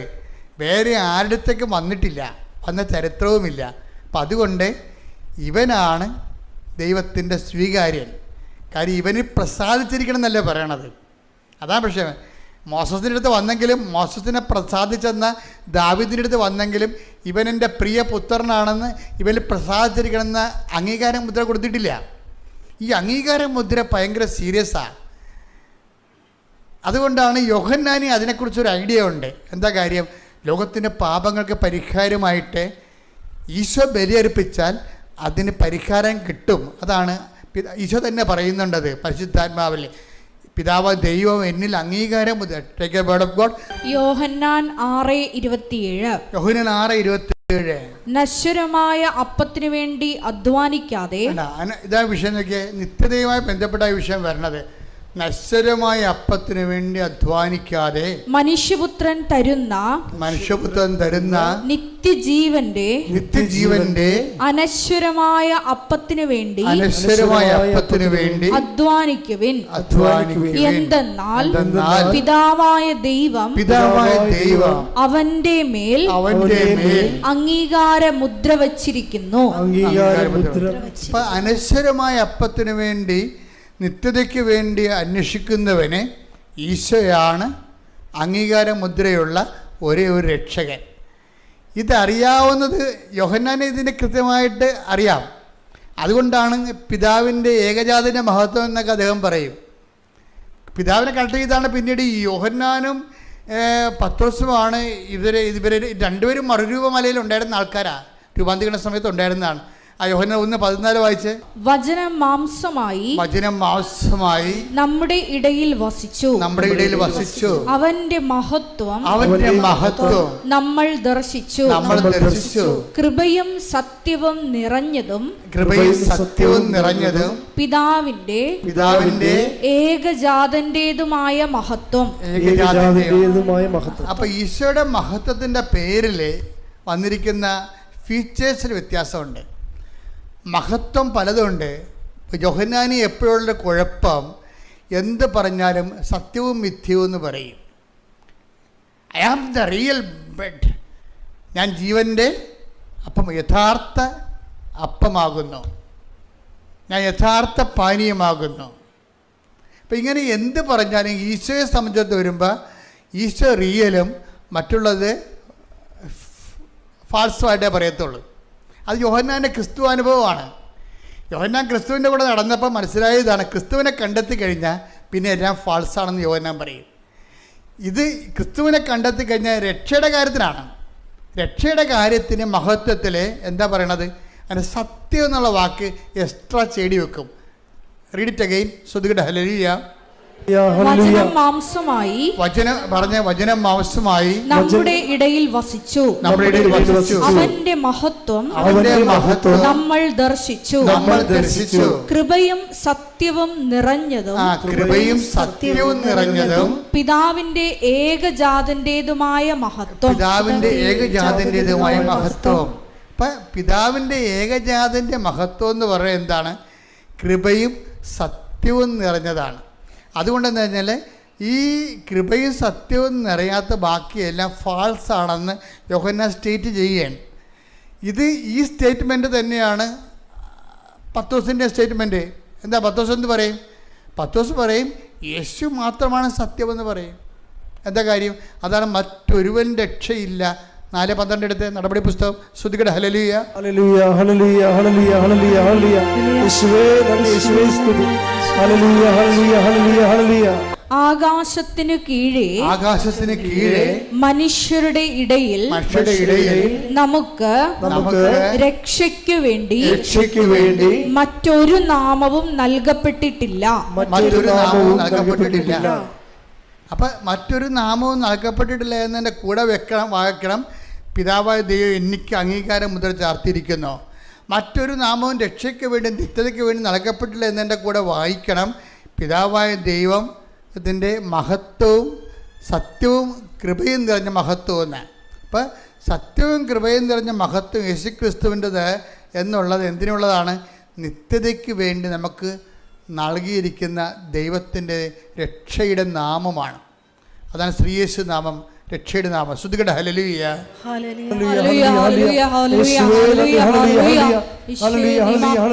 രക്ഷകനെന്ന് ഞങ്ങൾ അധരം കൊണ്ട് പ്രഖ്യാപിക്കുന്നു, ഹൃദയത്തിൽ വിശ്വസിച്ച് ഏറ്റുപറയുന്നു. ഹല്ലേലൂയ ഹല്ലേലൂയ.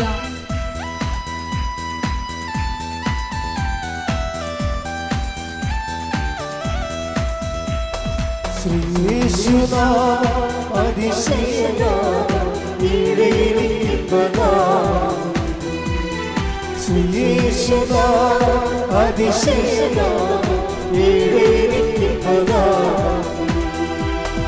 എല്ലാ നാമത്തിലും മേലായ നാമം ഭക്തജനം വാഴ്ത്തനാമം. എല്ലാ നാമത്തിലും മേലായ നാമം ഭക്തജനം വാഴ്ത്തനാമം. എല്ലാ മുഴങ്കാലും മടങ്ങിടും വല്ലഭത്വമുള്ള നാമം. എല്ലാ മുഴങ്കാലും മടങ്ങിടും വല്ലഭത്വമുള്ള നാമം. കരങ്ങൾ ഉയർത്തിച്ചുകൊണ്ട് ശ്രീയേശുനാമം അതിശയനാമം ഈടേനിൽപ്പതാം. ശ്രീയേശുനാമം അതിശയനാമം ഈടേനിൽപ്പതാം. മറിയം കാനായിൽ കല്യാണത്തിൽ വെച്ച് ആവശ്യപ്പെട്ടത് എന്താണ്? പിതാവേ, അങ്ങയുടെ പുത്രനെ മഹത്വപ്പെടുത്തണമേ. ഇത് തന്നെയാണ് ഈശോ പ്രാർത്ഥിച്ചത്. 12 ഈശോൻ്റെ പ്രാർത്ഥിച്ച പിതാവേ അങ്ങേ നാമത്തെ മഹത്വപ്പെടുത്തണമേ. അപ്പോൾ പിതാവിൻ്റെ നാമത്തെ മഹത്വപ്പെടുത്തുക വഴി ഏകജാതൻ്റെ നാമം മഹത്വപ്പെടണം. ഇത് എപ്പോഴും നമ്മൾ ചിന്തിക്കേണ്ട കാര്യം, ഇപ്പോഴേ ഈ ലാസർ മരിച്ചപ്പോഴും ഈശോ പറഞ്ഞത് എന്താണ്? ഈ രോഗം മരണകാരണമല്ല, ദൈവത്തിൻ്റെ മഹത്വം വെളിപ്പെടാനുള്ളതാണ്. അപ്പോൾ മഹത്വം വന്നില്ലേ? ഇല്ലേ? മോശം കാര്യത്തിനും മഹത്വം എന്നാണ് ഈശോ അതിനെ അഡ്രസ്സ് ചെയ്യണത്. ഇനി ഇപ്പോഴേ മാതാവ് എന്താ ചോദിച്ചിരിക്കണത്? അവർക്ക് വീഞ്ഞില്ല എന്ന് പറയുമ്പോൾ എന്താണ്? ഇപ്പം നിങ്ങളുടെ വസ്തു വിൽക്കണില്ല, നിങ്ങളുടെ കല്യാണം ഒക്കണില്ല, നിങ്ങൾക്ക് മക്കളില്ല എന്ന് പറയുമ്പോൾ നമ്മൾക്ക് നല്ല ബോധമില്ല എന്നുണ്ടെങ്കിൽ നമ്മൾ ആ സബ്ജക്റ്റ് വൈസായിട്ടായിരിക്കും അതിനൊക്കെ സമീപിക്കണത്. പക്ഷേ റീഡ് ചെയ്യണത് സ്വർഗമെന്ന് റീഡ് ചെയ്യണത് അങ്ങനെയല്ല. എന്താ ചെയ്യണത്? അമ്മ പ്രാർത്ഥിച്ചത് എന്താണ്? പിതാവേ, ഈ ഒരു അടയാളം വഴി അങ്ങയുടെ മകൻ്റെ നാമത്തെ അങ്ങ് മഹത്വപ്പെടുത്തണമേ എന്നതാണ്. അപ്പം അങ്ങനെ മഹത്വപ്പെടുത്തണം ചോദിച്ചു കഴിഞ്ഞാൽ പിന്നെ ടൈം ഷോർട്ടൺ ചെയ്യും. എന്താ കാര്യം? ഈശോയ്ക്ക് 12:28 ടൈം ഷോർട്ടൺ ചെയ്തില്ലേ? ഇതാ ഞാൻ മഹത്വപ്പെടുത്തുന്നു, ഇനിയും മഹത്വപ്പെടുത്തുന്ന പറഞ്ഞത് എന്താണ്? ആ മഹത്വപ്പെടുത്തുന്നത് ചോദിച്ചതുകൊണ്ടാണ്. മനസ്സിലായില്ലേ? എപ്പോഴും നമ്മൾ ശ്രദ്ധിക്കേണ്ട ഇതാണ്, നമ്മളുടെ ഓരോ വിഷയത്തിലും അതിൻ്റെ ബേസിക് എന്ന് പറയുന്നത് ദൈവത്തിൻ്റെ മഹത്വമായിരിക്കണം. പറഞ്ഞാൽ മനസ്സിലായില്ലേ? അല്ല നിങ്ങളുടെ ഇപ്പോൾ ആ ജോലി നിങ്ങൾ വിചാരിച്ച ജോലി കിട്ടിയില്ല, അപ്പോൾ നിങ്ങൾ ഇതിനോട് അളിഞ്ഞ മോന്ത്യമായിട്ട് പോയി ഇട്ട പാമ്പ് കിടക്കണ പോലെ കടല ചുരുണ്ടി കൂടി ഭക്ഷണം കഴിക്കത്തില്ല, ഇങ്ങനെയുള്ള അലവലാദികൾ വന്നിട്ട് ഉടമ്പടി എടുക്കേണ്ട ഒരു കാര്യമില്ല. ഉടമ്പടി ഇത്തിരി സബ്ലിമേറ്റ് ആയിട്ടുള്ള ആധ്യാത്മിക നിലവാരമുള്ള ആൾക്കാർക്കുള്ളതാണ്. കാര്യം അത് മഹത്വത്തിൻ്റെ പ്രാർത്ഥനയാണ്. അല്ലാതെ ഒരു ദിവസം നോക്കിയപ്പോൾ അന്ന് നമ്മൾ കുറേ പ്രാർത്ഥിച്ചതല്ലേ, നിലത്തിരി മാറി പച്ചത്തിരിയും കഴിഞ്ഞ്. അപ്പോൾ ആൾക്കാർ ഈ മരുന്ന് കുടിക്കണ പോലെയാണേ. ഈ പണ്ട് ഔൺസ് കുപ്പിയൊന്നും സാധനം ഉണ്ടായിരുന്നില്ല. അപ്പോൾ ഔൺസ് കുപ്പി ഈ സർക്കാർ ആശുപത്രി ഞാനും പണ്ട് പോയിട്ടുള്ള കുഞ്ഞുനാളിൽ സർക്കാർ ആശുപത്രി പോകുമ്പോൾ എല്ലാത്തിനും കൂടി അവർ ഒറ്റ കുപ്പി ഉണ്ടാക്കത്തുള്ളൂ അവിടെ. അത് കമ്പൗണ്ടറാണ് കൊടുക്കണത്, കോമ്പൗണ്ട് ചെയ്ത് തന്നെ ആൾ. അയാൾ അവിടെ നിന്ന് ഇവിടുന്ന് പൊടിയൊക്കിയിട്ട് കുലുക്കിയിട്ട് നമ്മൾ ഔൺസ് കുപ്പിയിൽ തരും. വീട്ടിൽ വന്ന് വെച്ചിട്ട് ഔൺസ് കുപ്പിയിൽ ഇങ്ങനെ കണക്കുണ്ടാകും. 1, 2, 3 ഔൺസ്, 2 ഔൺസ്, 3 ഔൺസ്. ഇപ്പം കുപ്പി അങ്ങനെ ഉണ്ടോയെന്ന് അറിയത്തില്ല. അപ്പോൾ എന്നിട്ടിത് കുടിച്ചിട്ട് ഞാൻ തന്നെ ഓർക്കും, ഇത് പകുതി ആകുമ്പോൾ 2 ഔൺസ് കുടിച്ചിട്ടുണ്ട്, എന്നിട്ട് വയറ്റ് ക്ഷീണം മാറില്ല, ചുവ മാറിയില്ല. അപ്പം നമ്മളിതുപോലെ നീലത്തിരി ഒരെണ്ണം തീർന്ന്, പച്ചത്തിരി ഒരെണ്ണം തീർന്ന്. ഇത് മനസ്സിലായില്ലേ? ആൾക്കാർ കണക്കാക്കുന്ന രീതികളിൽ വരുന്ന അപകടകരമായൊരു ഉടമ്പടി സമീപനമുണ്ട് നിങ്ങളുടെ കയ്യിൽ. നിങ്ങൾ ദൈവത്തെ പച്ചത്തിരി നീലത്തിരി വെച്ച് അളന്ന് നോക്കുന്നു. അതിൻ്റെ ഒരു അപകടകരമായൊരവസ്ഥയാണ്. ഇന്നലെ ഈ വെള്ളിയാഴ്ച ഒരു സാക്ഷി ഇവിടെ പറഞ്ഞ് അവരുടെ സാക്ഷ്യം കേട്ടാൽ നമുക്കുണ്ടല്ലോ ഞെട്ടിപ്പോവും. അവർ പറഞ്ഞത് എൻ്റെ 15ാമത്തെ ഉടമ്പടി പുതുക്കലാണിത്. 15ാമത്തെ ഉടമ്പടി പുതുക്കേ. ഇപ്പം ഞാൻ ആ കണക്കൂട്ടി നോക്കിയപ്പോഴേ ഒരു 90 ദിവസം വേണമല്ലോ ഒരു ഉടമ്പടി പുതുക്കണമെങ്കിൽ. അത് 15 എന്ന് പറയുമ്പോൾ ഒരു 1500 ദിവസം ഇവർ സംഭവം പുതുക്കിയിരിക്കുകയാണ്. അവർ പറഞ്ഞു ഞാൻ എന്തുമാത്രം ആയിരക്കണക്കിന് പത്രമാണ് മേടിച്ച് കൊടുത്തിരിക്കണത്. ഇപ്പോഴും കൊടുക്കുമ്പോൾ ആവേശമാണ് അവർക്ക്. എന്നിട്ട് അവർ കുറേ സാക്ഷ്യം പറഞ്ഞിട്ടുണ്ട്. ഇപ്പോഴെന്ന് വെച്ച് കഴിഞ്ഞാൽ ഈ 15ാമത്തെ ഉടമ്പടി പുതുക്കി നിൽക്കുമ്പോഴും 15 എന്ന് പറയുമ്പോൾ 4 കൊല്ലം 3.25 കൊല്ലമായി. 3.25 കൊല്ലം തുടർച്ചയായിട്ട് ഒരു ഉടമ്പടിയിലാണ്. എന്നിട്ട് ആ സാക്ഷ്യം പറയുമ്പോൾ അവർ പറയണത് അത്രയും കാര്യം അവർ പറയണത് ഞാൻ തന്നെ പറഞ്ഞു വിട്ട 1500 പേര് ഉടമ്പടി എടുത്തിട്ടുണ്ട് ഇവിടെ. ഞാൻ തന്നെ പറഞ്ഞു വിട്ട 1500 പേര് ഇവിടെ ഉടമ്പടി എടുത്തിട്ടുണ്ട്. നിങ്ങൾ കോമ്പറ്റ് ചെയ്യണത് നിങ്ങൾ ഈ ഔൺസ് കുപ്പി പോലെ നിലത്തിരുന്ന് തീർന്നല്ല, എന്നിട്ട് വിസ വന്നില്ല എന്നൊക്കെ നോക്കി ദൈവത്തിന് തിരികൊണ്ട് അളക്കണില്ലേ? ഈ പെരിച്ചാളികളെല്ലാം മനസ്സിലാക്കണം. നിങ്ങളുടെ കയ്യിലുള്ള നിങ്ങൾ കോമ്പറ്റ് ചെയ്യണത് ഭയങ്കര സിംഹങ്ങളുമായിട്ടാണ്. അതായത് 1500 പേരെ ഉടമ്പടി എടുപ്പിക്കുകയും അവിടെ ജീവിതത്തിലേക്ക് വിശ്വാസത്തെ വെളിച്ചം കടത്തിവിടുകയും ഇനിയും കർത്താവിന് വേണ്ടി ഒരംഗത്തിനൊരു ബാല്യമുണ്ടെന്നും പറഞ്ഞുകൊണ്ട് വീണ്ടും വന്ന് കർത്താവിൻ്റെ വേല ചെയ്യാൻ വേണ്ടി ആവശ്യത്തോടെ നിൽക്കുന്ന ആൾക്കാരുമായിട്ടാണ് നിങ്ങൾ ഈ തിരിവെച്ച് കർത്താവിനെ അളക്കുന്ന ആൾക്കാർ കോമ്പറ്റ് ചെയ്യണമെന്ന് ഓർത്തേക്കണം. ആദ്യം നിങ്ങൾ തീരുമാനിക്കുക, യേശുക്രിസ്തു 1ാം സ്ഥാനം കൊടുക്കുക, ബാക്കി ദൈവത്തിന് ഏൽപ്പിച്ച് കൊടുക്കുക. ബാക്കി എന്താണ്? ഇപ്പം നിങ്ങളെന്ത് പറ്റണമെന്ന് വെച്ചാൽ നിങ്ങൾ പറയുന്ന വിഷയത്തിന് ആണ് ഒന്നാം സ്ഥാനം എപ്പോഴും നിങ്ങൾ കൊടുക്കുന്നത്. അതുകൊണ്ടാണ് ഈ അബദ്ധം വരുന്നത്. ദൈവത്തിന് അറിയാമത്. കാര്യം അത് നടന്നു കഴിഞ്ഞാൽ പിന്നെ ഇവരെ പൊടി മഷിയിട്ട് നോക്കിയാൽ കാണത്തില്ല. നിങ്ങൾ ആ ഉടമ്പടി വെച്ചിരിക്കുന്ന കാര്യം നടന്നാൽ പിന്നെ മഷിയിട്ട് നോക്കിയാൽ കാണത്തില്ല. അതുകൊണ്ട് അത് ദൈവത്തിന് അറിയാം. ഈ അഭ്യാസമുള്ള ആൾക്കാരുമായിട്ട് ഉടമ്പടി ആ ഫയൽ പോലെ ദൈവം നോക്കത്തില്ല. എന്താ കാര്യം? ദൈവത്തിനറിയാം ഇത് വണ്ടി വിടാൻ വേണ്ടി വന്ന് നിൽക്കുകയാണെന്നറിയാം. സംഭവം നടന്നിട്ട് ഉടനെ അടുത്ത വണ്ടിക്ക് പോയി കഴിഞ്ഞപ്പോൾ ദൈവത്തിന് പോലും ഇവരെ കിട്ടത്തില്ല. പിന്നെ കാര്യം അവിടെ കഴിഞ്ഞകാല ഫയലെല്ലാം കർത്താവിൻ്റെ കയ്യിലുണ്ട്. നിങ്ങൾ എപ്പോഴും നിങ്ങളുടെ അപകടം പറഞ്ഞിരിക്കണം നിങ്ങളുടെ പഴയ ഫയലാണ് കുഴപ്പമുണ്ടാക്കിയിരിക്കുന്നത്. ഞാനിപ്പോൾ ലക്ഷക്കണക്കിന് ആൾക്കാരുടെ ഉടമ്പടി കേട്ടിട്ട് ആൾക്കാരുടെ ഗ്രോത്ത് പരിശോധിച്ചുകൊണ്ട് നിങ്ങൾക്കെല്ലാം പറ്റിയിരിക്കണത്. അപ്പം നിങ്ങൾക്ക് രക്ഷപ്പെടാനുള്ള മാർഗ്ഗം വെച്ചാൽ ഈ പഴയ ഫയൽ കീറിയാൽ നല്ലത്. അത് കത്തിച്ച് കളഞ്ഞാൽ നല്ലതായിരിക്കും. പഴയ ഫയലില്ലേ അവനാണ് ആദ്യം കത്തിക്കേണ്ടത്. എന്ന് വെച്ച് കഴിഞ്ഞാൽ നിങ്ങൾ ദൈവത്തിന് ഇതുപോലെ ഇപ്പോൾ ആൾക്കാരുടെ സാക്ഷ്യം എന്താ പറയണത്? ഞാനൊരു നല്ല കത്തോലിക്ക കുടുംബത്തിലുണ്ടായിരുന്ന ആളാണ്, ഞാൻ നല്ല ക്രിസ്തീയ കുടുംബത്തിലുള്ള ആളാണ്, പക്ഷേ ഉടമ്പടി എടുത്തപ്പോഴാണ് ഞാനിപ്പോൾ യഥാർത്ഥ ദൈവത്തെ കണ്ടതെന്ന്. കണ്ടോ നോക്കിയേ. അപ്പോൾ നല്ല കത്തോലിക്ക കുടുംബത്തിലും നല്ല ക്രിസ്തീയ കുടുംബത്തിലും ജീവിക്കുന്ന ആൾക്കാർ ഉടമ്പടി എടുത്ത് ജീവിക്കാൻ തുടങ്ങി 90 ദിവസം ആയപ്പോഴാണ് അവർ ദൈവത്തെ കണ്ടെത്തിയെന്ന് പറയുമ്പോൾ ഉടമ്പടി എന്ത് പവർഫുള്ളായിരിക്കും. അപ്പോൾ അത് എപ്പോഴും നമ്മൾ ശ്രദ്ധിക്കേണ്ട കാര്യം, ഉടമ്പടിയിലാകുമ്പോൾ ഉടമ്പടി എടുക്കുന്നവരെ നിങ്ങളുടെ പഴയ വിഷയങ്ങൾ നിങ്ങൾക്ക് പറയാം. പക്ഷേ ഉടമ്പടി എടുത്തു കഴിഞ്ഞാൽ അത് നിങ്ങളുടെ വിഷയമല്ല. നിങ്ങളിവിടെ എഴുതിയിട്ടിരിക്കുന്ന വിഷയം നിങ്ങളുടേതല്ല. ആടാണത്. അത് ഓൾറെഡി ദൈവത്തിൻ്റെ അടുത്ത് നമ്മൾ ഏൽപ്പിച്ച് കഴിഞ്ഞു. ഇനി നിങ്ങളുടെ മുമ്പിലുള്ള ഓപ്ഷൻ എന്താ? 2 ഓപ്ഷൻ നിങ്ങളുടെ കയ്യിലുണ്ട്. ഒന്ന്, പഴയ ഫയൽ കത്തിക്കണം. എന്തിനാ? പഴയ ഫയൽ കുറേ ഉണ്ടാവുകയെ. അത് നിങ്ങളിപ്പോൾ പറഞ്ഞില്ലേ, കഴിഞ്ഞ ദിവസം ഒരു ചേട്ടൻ സാക്ഷ്യം പറഞ്ഞാണ്. ഞാൻ ബൈജൂസ് എന്ന് പറഞ്ഞ സാക്ഷ്യം കേട്ടില്ലേ, കഴിഞ്ഞ ആഴ്ച ഞാൻ പറഞ്ഞാണ്. അയാൾ പറഞ്ഞത് എന്താ വെച്ചാൽ, ഇത് എന്തൊക്കെ പറഞ്ഞാലും 90 ദിവസത്തെ പരിപാടിയല്ലേ ഉള്ളു. എന്ത് പറഞ്ഞാലും ഇത് കഷ്ടപ്പെട്ടാലും 90 ദിവസത്തെ പരിപാടിയല്ലേ ഉള്ളെന്ന്. എന്താണ് കഷ്ടപ്പെട്ടതെന്ന് ഏതെന്നറിയാം. ഉടമ്പടി കഷ്ടപ്പാടൊന്നുമില്ല. അതായത് ഇവിടെ വൃത്തിമനുടെ ഉടമ്പടി എടുത്തിരിക്കുന്ന ആൾക്കാർ പറഞ്ഞിരിക്കുന്നത്, ഒരു ക്രിസ്ത്യാനി സ്വാഭാവികമായിട്ട് ചെയ്യേണ്ട കാര്യങ്ങൾ മാത്രമേ ഉടമ്പടിയിലുള്ളൂ. ഇല്ലാത്ത എന്താ ഒരെണ്ണം പറ. നിങ്ങൾ ലോകം മുഴുവനും പോയി എല്ലാ സൃഷ്ടികളോടും സുവിശേഷം പ്രസംഗിക്കാൻ പറഞ്ഞിരിക്കണം. നിങ്ങൾക്ക് പ്രസംഗിക്കാൻ പ്രയാസമുള്ളത് കൊണ്ടല്ലേ പത്രം എടുത്ത് കഴിച്ച് തന്നിരിക്കണം. സാക്ഷ്യത്തിൻ്റെ പത്രം, ഒരു 10-100 സാക്ഷ്യത്തിൻ്റെ പത്രം തന്നിരിക്കണം. എന്താ കാര്യം? പ്രസംഗിക്കാൻ പറ്റത്തില്ല. പക്ഷേ ഇപ്പോൾ ആൾക്കാർ ചെയ്യണം എന്താണെന്നറിയാമോ? അവർക്ക് കാര്യങ്ങൾ മനസ്സിലായി. പത്രം എന്തിനാണ്? പത്രത്തെ ഉള്ള വിശദീകരിക്കും. അവരുടെ ജീവിതം തന്നെ അനുഭവങ്ങൾ പറഞ്ഞു കൊടുത്തിട്ടാണ് ആൾക്കാർ പറയണത്. എനിക്ക് തോന്നുന്നു പലപ്പോഴും എനിക്ക് തോന്നി മറുനാടൻ മലയാളികളാണ് പലപ്പോഴും ഉടമ്പടിയിൽ ഒരു 10 പോയിൻ്റ് കൂടെ നിൽക്കണേ. ഞാൻ ഓരോ രാജ്യങ്ങളിലൊക്കെ ചെല്ലുമ്പോൾ എനിക്ക് മനസ്സിലാകണതാണ്. അവിടെ കാര്യം അവരെല്ലാവരും തന്നെ അഖണ്ഡജപമാല ഉപയോഗിക്കുന്നവരാണ്. 1000 മണി അഖണ്ഡജപമാല ഉപയോഗിക്കുന്നവരാണ്. അതിൽ മുടങ്ങാതെ വരുന്നവരാണ്. അതുപോലെ മാതാവിൻ്റെ എല്ലാ ദിവസവും അതുപോലെ തന്നെ ആചരിച്ചു പോകുന്ന കൂട്ടായ്മകൾ നമുക്ക് മിക്ക രാജ്യങ്ങളും പല രാജ്യങ്ങളും ഉണ്ട്. ഞാൻ പിന്നെ അതിനെ ബൂസ്റ്റ് ചെയ്യാത്തതിൻ്റെ കാരണം, എന്നോടത് ബൂസ്റ്റ് ചെയ്യാൻ കർത്താവ് അത് പ്രധാനപ്പെട്ട കാര്യം മിനിസ്ട്രിയായിട്ട് എടുക്കാൻ അമ്മ പറഞ്ഞിട്ടില്ല. അതുകൊണ്ടാണ് ഞാൻ അധികം ബൂസ്റ്റ് ചെയ്യാത്തത്. വല്ലപ്പോഴൊക്കെ ഒന്ന് യൂറോപ്പിൽ പോയി ഒരു ധ്യാനം എടുക്കുക എന്നല്ലാതെ ആ സ്ഥിരം പരിപാടി എടുത്തിട്ടില്ല. അതെടുക്കാൻ തന്നെ കാരണം തന്നെ ഈ ശുശ്രൂഷകൾ ഇവിടെ നടക്കേണ്ടതാണ് പകുതി മുക്കാലും. അമ്മ പ്രത്യക്ഷപ്പെട്ട ഇടം ഇതല്ലേ. അപ്പം അതുകൊണ്ട് തന്നെയാണ് ഈ പ്രത്യക്ഷീകരണത്തിനൊരു ആനുകൂല്യം നമുക്കുണ്ട്.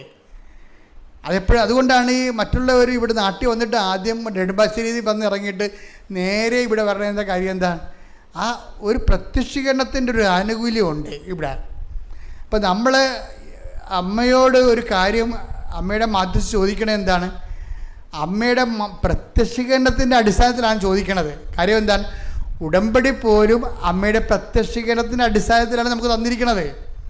അമ്മയുടെ പ്രത്യക്ഷീകരണത്തിൻ്റെ അടിസ്ഥാനത്തിലാണ് ഉടമ്പടി തന്നിരിക്കുന്നത്. അല്ല കൃപാസനം ഉണ്ടായിട്ട് 30 കൊല്ലം കഴിഞ്ഞ്. ഇതിൽ ഇത്രയും നാളായിട്ട് ഉടമ്പടി തന്നിട്ടില്ല. 2016 ഉടമ്പടി തന്നത്. ആ 2015 ഉടമ്പടി തന്നത്. ആ പ്രത്യക്ഷീകരണത്തിൻ്റെ സ്ഥലത്ത് ഞാൻ മാതാവിനെ പ്രതിഷ്ഠിച്ച് കഴിഞ്ഞപ്പോൾ ധൂപം ചാർത്തിയിട്ട് പ്രത്യക്ഷീകരണ പ്രാർത്ഥന ചൊല്ലിക്കഴിഞ്ഞപ്പോഴാണ് 6 മാസത്തിൽ ഉടമ്പടി തന്നത്. അതൊക്കെ മുമ്പ് ഞാനിവിടെ ഇല്ലേ? അതൊക്കെ മുമ്പ് ഈ ബലിപീഠമില്ലേ? ഈ സ്ഥലമില്ലേ? എല്ലാം ഉണ്ട്. പക്ഷെ പ്രത്യക്ഷീകരണത്തിന് ഭയങ്കര പവറാണ്. അപ്പോൾ ദൈവം ആഗ്രഹിക്കുന്നുണ്ട് പ്രത്യക്ഷീകരണം ലോകം മുഴുവൻ ചർച്ച ചെയ്യപ്പെടാൻ വേണ്ടിയും ഔദ്യോഗികമായ സഭ ഏറ്റെടുക്കാൻ വേണ്ടിയും. അപ്പം നിങ്ങൾ പ്രാർത്ഥിക്കേണ്ടത് എന്തിനാണ്? മാതാവേ, പ്രത്യക്ഷീകരണത്തിനെ സഭ ഏറ്റെടുത്തുകൊണ്ട് ഞങ്ങളുടെ പ്രവർത്തനങ്ങൾ വഴി ദൈവപിതാവിൻ്റെ ഇഷ്ടം മഹത്വപ്പെടാൻ ഇടയാക്കണമേ എന്ന് പ്രാർത്ഥിച്ച്, കർത്താവേ പ്രത്യക്ഷീകരണത്തിന് എൻ്റെ ദൈവിക ലക്ഷ്യം സഭ ഏറ്റെടുത്തുകൊണ്ട് ഞങ്ങളുടെ പ്രവർത്തനങ്ങൾ വഴി ദൈവപിതാവിന്റെ തിരുമനസ് നിറവേറി പിതാവായ ദൈവവും ഏകജാതനും മഹത്വപ്പെടാൻ വേണ്ടി കാനായിലെ കുടുംബത്തിൽ നിൽക്കുന്നതുപോലെ ദൈവ മഹത്വത്തിന്റെ മധ്യസ്ഥയായി പരിശുദ്ധ അമ്മയെ നീ അടയാളപ്പെടുത്തിയതുപോലെ അൾത്താറയിലെ പ്രത്യക്ഷപ്പെട്ട അമ്മയുടെ പ്രത്യക്ഷീകരണത്തിന്റെ അടിസ്ഥാനത്തിലെ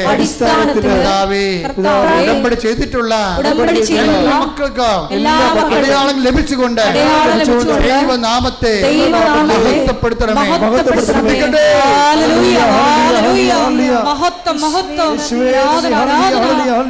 ഞങ്ങളുടെ ആലയത്തെ വീണ്ടും വീണ്ടും വിശുദ്ധീകരിക്കണമേ, മഹത്വപ്പെടുത്തണമേ. Hallelujah, hallelujah.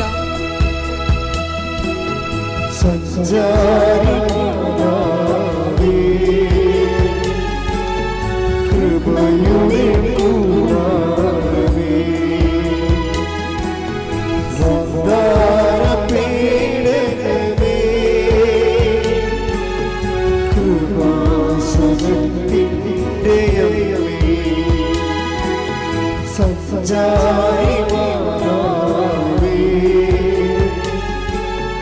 കൃപയുടെ കൂടാരമേ,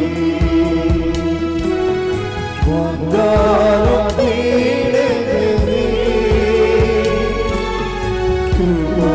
കൃപാസനത്തിൻ്റെ അമ്മേ. ഇപ്പോഴേ കിട്ടിയിരിക്കുന്ന പുതിയ വെളിപാടില്ലേ, എന്താ സംഭവം? മറിയം മഹത്വത്തിൻ്റെ മാധ്യസ്ഥ. ഇന്ന് നാളെ ഞാൻ രാവിലെയും ഈ വിഷയമാണ് സംസാരിക്കുന്നത്. മറിയം മഹത്വത്തിൻ്റെ മാധ്യസ്ഥ. നമ്മൾ ദൈവത്തോട് ചോദിക്കേണ്ടത്, നമ്മുടെ കാലാവസ്ഥ അനുകൂലമായാലും ജീവിത കാലാവസ്ഥ പ്രതികൂലമായാലും നമ്മൾ വിജയിച്ചാലും തോറ്റാലും ദൈവത്തോട് നമ്മൾ പറയണത് എന്താണ്? അങ്ങയുടെ നാമത്തെ മഹത്വപ്പെടുത്തണമേ. മനസ്സിലായില്ലേ? അപ്പോഴെന്താണ് ഈ കനായിലെ കല്യാണത്തിൽ ദൈവം ആ പ്രാർത്ഥന ഏറ്റെടുക്കാൻ കാരണം എന്താണ്? മാതാവിൻ്റെ പ്രാർത്ഥനയാണ്. മാതാവ് എന്താ പ്രാർത്ഥിച്ചത്? അവർക്ക് വീഞ്ഞില്ലെന്ന് പറഞ്ഞതല്ല, എനിക്ക് നിനക്ക് എൻ്റെ സമയം ഇനി സമാഗതമായിട്ടില്ലല്ലോ എന്ന് പറഞ്ഞപ്പോഴേ പെട്ടെന്നൊരു സൈലൻസ് അവിടെ ഉണ്ട്, ഒരു ഗ്യാപ്പുണ്ട്. ആ ഗ്യാപ്പിൽ മറിയത്തിൻ്റെ പ്രാർത്ഥനയാണ്. എന്താണ്? ഇത് നടക്കത്തില്ലെന്ന് മനസ്സിലായില്ലേ? ഇത് എനിക്ക് നിനക്ക് എൻ്റെ സമയം ഇനി സമാഗതമായിട്ടില്ലല്ലോ എന്ന് പറഞ്ഞപ്പോഴേ സമയം സമാഗതമാകാൻ വേണ്ടി അമ്മയുടെ പ്രാർത്ഥനയുണ്ട്. എന്താണ്? അപ്പാ അങ്ങയുടെ പുത്രൻ്റെ നാമത്തെ മഹത്വപ്പെടുത്തണമേ. അപ്പോൾ അങ്ങനെ പ്രാർത്ഥിക്കുമ്പോൾ പെട്ടെന്നാണ് സമയം ചുരുക്കണത്. എന്താണ്? അത് 12:28 ഫോർമുല അനുസരിച്ചുകൊണ്ട് ഉടനെ സമയം ചുരുക്കും. എന്താണ്? ഇതാ ഞാൻ മഹത്വപ്പെടുത്തിയിരിക്കുന്നു, ഇനിയും മഹത്വപ്പെടുത്തും.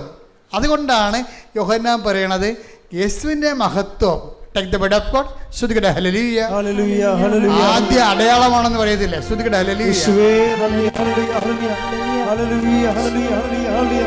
യോഹന്നാൻ 2:11 യേശു തന്റെ മഹത്വം വെളിപ്പെടുത്തുന്നതിന് പ്രവർത്തിച്ച അടയാളങ്ങളുടെ ആരംഭമാണ് ഗലീലയിലെ കാനായിൽ ചെയ്ത ഈ അത്ഭുതം. അതായത് ഇത് അമ്മയുടെ പ്രാർത്ഥന ഇത് വരണത്. എനിക്ക് നിനക്ക് എൻ്റെ സമയം ഇനി സമാഗതമല്ല എന്നുള്ളത് ശാശ്വതമായ സത്യമാണ്. ആകാത്ത സമയം ആക്കിയെടുക്കുന്നതിന് വേണ്ടി അമ്മ ഉപയോഗിച്ച ഫോർമുല എന്താണ്? അപ്പാ അങ്ങയുടെ പുത്രൻ്റെ അങ്ങയുടെ നാമത്തെ മഹത്വപ്പെടുത്തണമേ, അങ്ങേ പുത്രൻ്റെ നാമത്തെ മഹത്വപ്പെടുത്തണമേ. അപ്പം പെട്ടെന്നാണ് ഉത്തരം. എന്താണ്? ഞാൻ മഹത്വപ്പെടുത്തിയിരിക്കുന്നു, ഇനിയും മഹത്വപ്പെടുത്തും. അതാണ് പറയണത്. അത് ഒന്നിട്ട് വായിച്ച് ആദ്യത്തെ അടയാളം എന്നാണ്. അപ്പൊ ഇനിയും മഹത്വപ്പെടുത്തുന്ന അണ്ടർസ്റ്റുഡ് ആണ് എൻ്റെ അകത്ത്. വായിച്ച് യേശു തന്റെ മഹത്വം വെളിപ്പെടുത്തുന്നതിന് പ്രവർത്തിച്ച അടയാളങ്ങളുടെ ആരംഭമാണ്. അടയാളങ്ങളുടെ അത് ഇനിയും മഹത്വപ്പെടുന്നില്ലേ? 12:18 ഇതാ ഞാൻ മഹത്വപ്പെടുത്തിയിരിക്കുന്നു, ഇനിയും മഹത്വപ്പെടുത്തും. അപ്പോൾ അമ്മയുടെ പ്രാർത്ഥന എന്താണ്? അപ്പാ സമയമായില്ലെന്നാണ് ഈശോ പറയണത്. പക്ഷേ എൻ്റെ അസ്ഥയെന്ന് ലോകം വിശ്വസിക്കണം അപ്പാ എന്ന് പറഞ്ഞപ്പോഴാണ് ഇതാ ഞാൻ മഹത്വപ്പെടുത്തിയിരിക്കുന്നു, ഇനിയും മഹത്വപ്പെടും. അടയാളങ്ങളുടെ ആരംഭമാണ്. പിന്നെ അടയാളങ്ങളുടെ ഘോഷയാത്രയാണ്. കൈയടിച്ച് ശ്രദ്ധിക്കട്ടെ.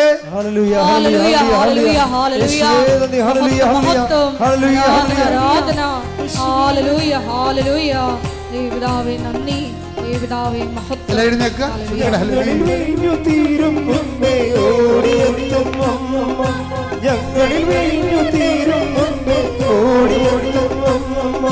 നമ്മുടെ വീഴ്ചകളിൽ തേടിയെത്തും നമ്മുടെ വീഴ്ചകളിൽ തേടിയെത്തും.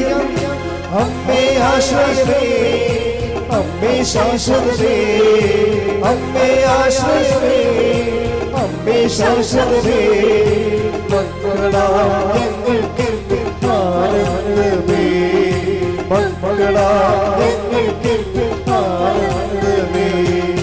ദൈവം തന്നോരമ്മ യേശുവിന്റെ അമ്മ, നന്മ നിറഞ്ഞോരമ്മ ഭൂലോകത്തിന്റെ അമ്മ. ദൈവം തന്നോരമ്മ യേശുവിന്റെ അമ്മ, നന്മ നിറഞ്ഞോരമ്മ ഭൂലോകത്തിന്റെ അമ്മ.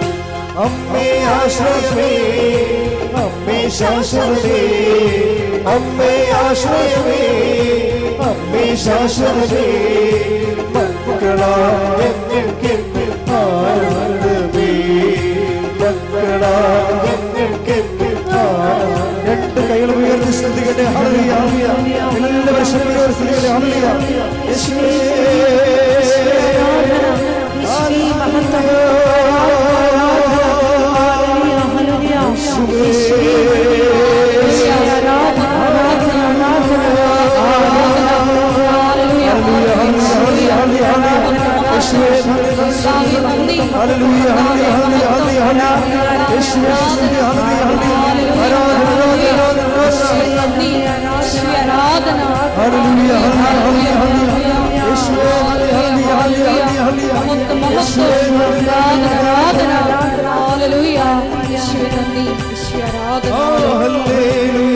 ജയം ഹല്ലേലൂയ, യേശു കർത്താവ് ജീവിക്കുന്നു. ഹല്ലേലൂയ, ജയം ഹല്ലേലൂയ, യേശു കർത്താവ് ജീവിക്കുന്നു. യേശു ക്രിസ്തുവിൽ ജീവിക്കുന്നു, തിരുവോസ്തിയിൽ ജീവിക്കുന്നു. യേശു ക്രിസ്തുവിൽ ജീവിക്കുന്നു, തിരുവോസ്തിയിൽ ജീവിക്കുന്നു. സ്വയം ഭോജ്യമായ ഗീതം ചെയ്തരോട് നിത്യം വസിച്ചിടുവാൻ. സ്വയം ഭോജ്യമായ ഗീതം ചെയ്തരോട് നിത്യം വസിച്ചിടുവാൻ. ഹല്ലേലൂയ, ജയം ഹല്ലേലൂയ, യേശു കർത്താവ് ജീവിക്കുന്നു. ഉയർത്തി ഹല്ലേലൂയ, ജയം ഹല്ലേലൂയ, യേശു കർത്താവ് ജീവിക്കുന്നു. ഹല്ലേലൂയ, ജയം ഹല്ലേലൂയ, യേശു കർത്താവ് ജീവിക്കുന്നു. ഹല്ലേലൂയ, ജയം ഹല്ലേലൂയ, യേശു കർത്താവ് ജീവിക്കുന്നു. യേശു കർത്താവ് ജീവിക്കുന്നു. യേശു കർത്താവ് ജീവിക്കുന്നു. ഹല്ലേലൂയ, ഹല്ലേലൂയ, ഹല്ലേലൂയ, ഹല്ലേലൂയ.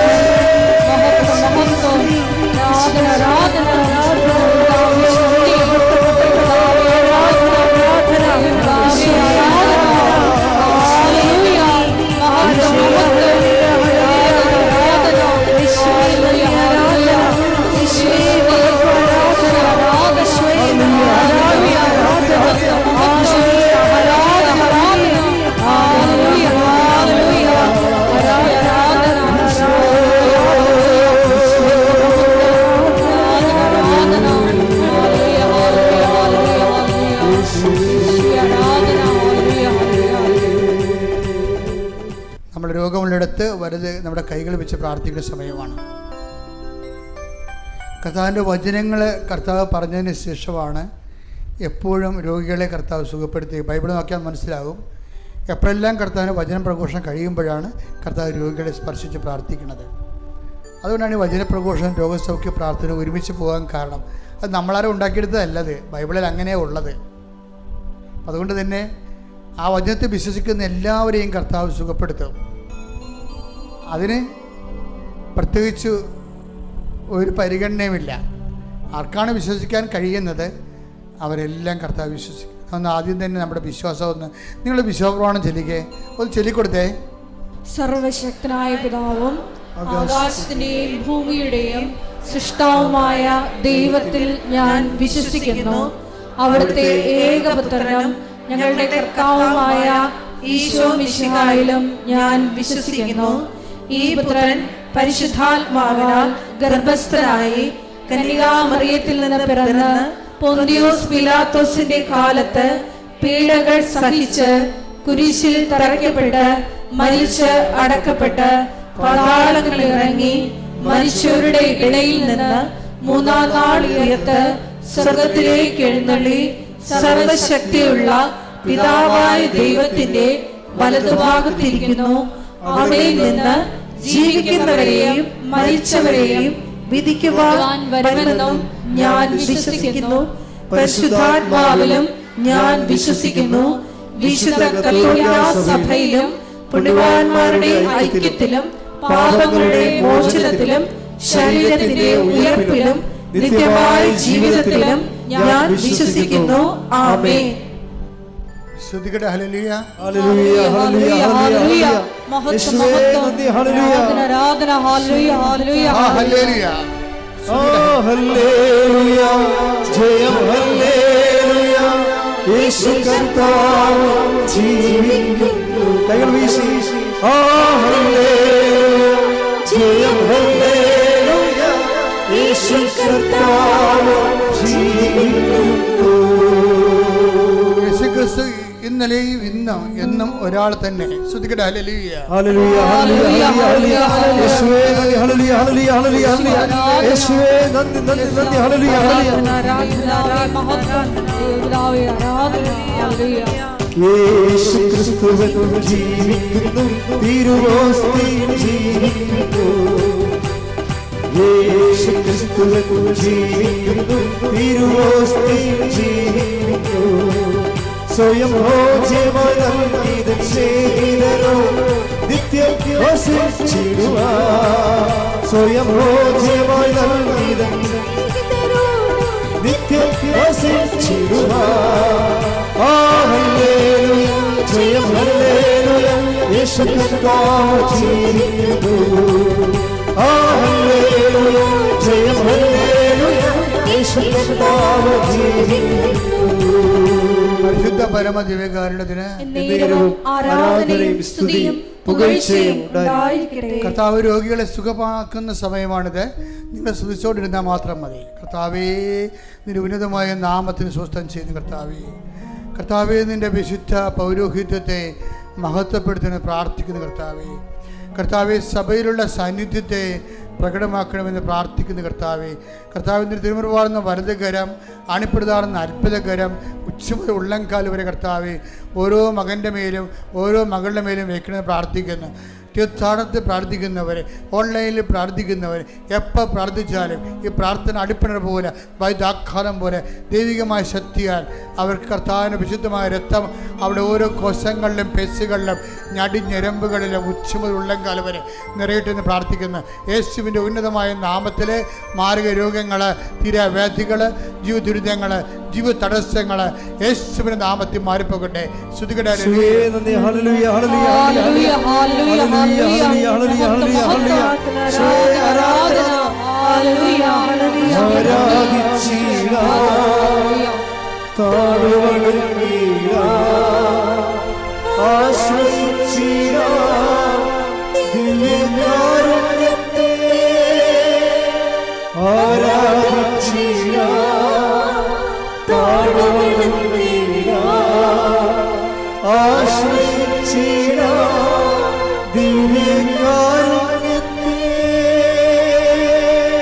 പരിശുദ്ധ പരമ ദിവ്യകാരുണ്യത്തിന് ആരാധനയും സ്തുതിയും പുകഴ്ചയും ഉണ്ടായിരിക്കട്ടെ. പരിശുദ്ധ പരമ ദിവ്യകാരുണ്യത്തിന് ആരാധനയും സ്തുതിയും പുകഴ്ചയും ഉണ്ടായിരിക്കട്ടെ. പരിശുദ്ധ പരമദിവ്യകാരുണ്യത്തിന് എന്നേരം ആരാധനയും സ്തുതിയും പുകഴ്ചയും ഉണ്ടായിരിക്കട്ടെ. സ്തുതികടെ ഹല്ലേലൂയ. ഹല്ലേലൂയ, ഹല്ലേലൂയ. മഹത്വം, മഹത്വം, ആരാധന, ആരാധന. ഹല്ലേലൂയ, ഹല്ലേലൂയ, ഹല്ലേലൂയ. കർത്താവിന്റെ ഉന്നതമായ നാമത്തിന് സ്വസ്ഥം ചെയ്ത് കർത്താവേ, തൈറോയിഡിന്റെ അസുഖങ്ങളുടെ സമയത്ത് പ്രാർത്ഥിക്കും. ജനങ്ങൾ മാത്രം ശ്രദ്ധിക്കട്ടെ, ജനങ്ങൾ മാത്രം ശ്രദ്ധിക്കട്ടെ. കർത്താവിന്റെ തിരുമുൻപാർന്ന വലതുകരം, ആണിപ്രതാടുന്ന അത്ഭുതകരം കർത്താവേ, തൈറോയിഡ് രോഗികളെ സ്പർശിക്കണ പ്രാർത്ഥിക്കുന്നു. ശ്വാസകോശ രോഗികളെ സ്പർശിക്കണ പ്രാർത്ഥിക്കുന്നു. കരൾ രോഗികളെ, ഹൃദയാഘാതമുള്ളവരെ, ഹൃദയത്തിൻ്റെ ബ്ലോക്കുകളുള്ളവരെ, സ്പോണ്ടിലോസിൻ്റെ അസുഖങ്ങളുള്ളവരെ, സ്പൈനിൻ്റെ അസുഖമുള്ളവരെ കർത്താവിനെ സ്പർശിക്കട്ടെ എന്ന് പ്രാർത്ഥിക്കും. ഉച്ച മുതൽ ഉള്ളംകാലം വരെ കർത്താവ് എല്ലാ കോശങ്ങളും, പേശികളെ, ഞാടിഞ്ഞരമ്പുകളെ, സിസ്റ്റുള്ളവരെ കർത്താവ്, ത്വക്ക് രോഗികളെ, വിസർപ്പ രോഗികളെ, സോറിയാസിസ് രോഗികളെ, യേശുവിൻ്റെ നാമത്തിൽ നീർക്കെട്ടലുള്ളവരെ കർത്താവിൻ്റെ നാമം സൗഖ്യപ്പെടട്ടെ. ഗർഭാശയ രോഗികളെ, ആമാശയ രോഗികളെ, മക്കളില്ലാത്തവരെ കർത്താവ്, മുഴകളുള്ള ശരീരത്തിൽ മുഴകളുള്ളവരെ കർത്താവിൻ്റെ നാമത്തിൽ, അസ്ഥി ദ്രവിക്കുന്നവരെ, അസ്ഥി വളഞ്ഞവരെ യേശുവിൻ്റെ നാമത്തിൽ 39 വർഷം ഞാൻ അർപ്പിച്ച കൃപാനയുടെ യോഗ്യതയാൽ കൃപാസ്ഥാനത്താറെ ജീവനോടെ പ്രത്യക്ഷപ്പെട്ട പരിശുദ്ധ അമ്മയുടെ മാധ്യസ്ഥത്തിലെ മാരക രോഗങ്ങള് തീരവേദികള് ഈ നിമിഷം അമ്മമാർ പ്രത്യക്ഷപ്പെട്ട ഈ അൾത്താറയിൽ ജ്വലിച്ചു നിൽക്കുന്ന ദൈവത്തിന് മഹത്വമാകുന്ന പരിശുദ്ധ കൃപാനയുടെ നാമത്തിൽ പ്രാർത്ഥിക്കുന്ന രോഗങ്ങള് യേശുവിന്റെ നാമത്തില് മാറിപ്പോകട്ടെ. കർത്താവിന് ശക്തി കൊടുക്കട്ടെ. കർത്താവിന് അസ്ഥിക്കുഴകള്, നാടിഞ്ഞരമ്പുകള്, ശ്വാസകോശങ്ങള്, ലിഗമെന്റ് പൊട്ടിയ അവസ്ഥകള്, അകപ്പെട്ട റാടുകള് എല്ലാം കർത്താവേ വിട്ടുമാറട്ടെ. യേശുവിന്റെ നാമത്തില് സൗഖ്യം പ്രാപിക്കട്ടെ. സമാധാനം ഇല്ലാത്തവര്, ഡിപ്രഷൻ രോഗികള്, ആത്മഹത്യ കുറിച്ച് ചിന്തിക്കുന്നവര്, അതിലെല്ലാം പരാജയ ഭീതിയുള്ളവര് യേശുവിന്റെ നാമത്തില് മാറിപ്പോകട്ടെ. ഹല്ലേലൂയ, ഹല്ലേലൂയ, ഹല്ലേലൂയ, ഹല്ലേലൂയ, ഹല്ലേലൂയ. മഹത്വം, മഹത്വം. ദൈവപിതാവേ നന്ദി, ദൈവപിതാവേ മഹത്വം. സദയം തുടരേ സുഖമായി എൻ്റെ ഉള്ളം അരികിൽ വരേണേ. സദയം തുടരേ സുഖമായി എൻ്റെ ഉള്ളം. എൻ്റെ മക്കളെ, ജോലിയില്ലാത്തവരെ, ജോലിക്ക് വേണ്ടി ശ്രമിച്ചുകൊണ്ട് അത് പലപ്പോഴും പരാജയപ്പെട്ടു പോയവരെ, ടെസ്റ്റിൽ തോറ്റുപോയവരെ, ഇൻ്റർവ്യൂ തോറ്റുപോയവരെ, പലതും കഴിഞ്ഞതിന് ശേഷം വിജയകരമായി തീർന്നിട്ടെങ്കിലും ജോലിക്ക് വേണ്ടിയുള്ള ലെറ്റർ കിട്ടാത്തവരെ, അവർക്ക് വേണ്ടി പ്രാർത്ഥിക്കുന്ന സമയമാണ്. വീടില്ലാത്തവരെ, വഴിയില്ലാത്തവരെ, വിദ്യാഭ്യാസ രേഖകൾ വിത്തുകളുടെ പോയവരെ,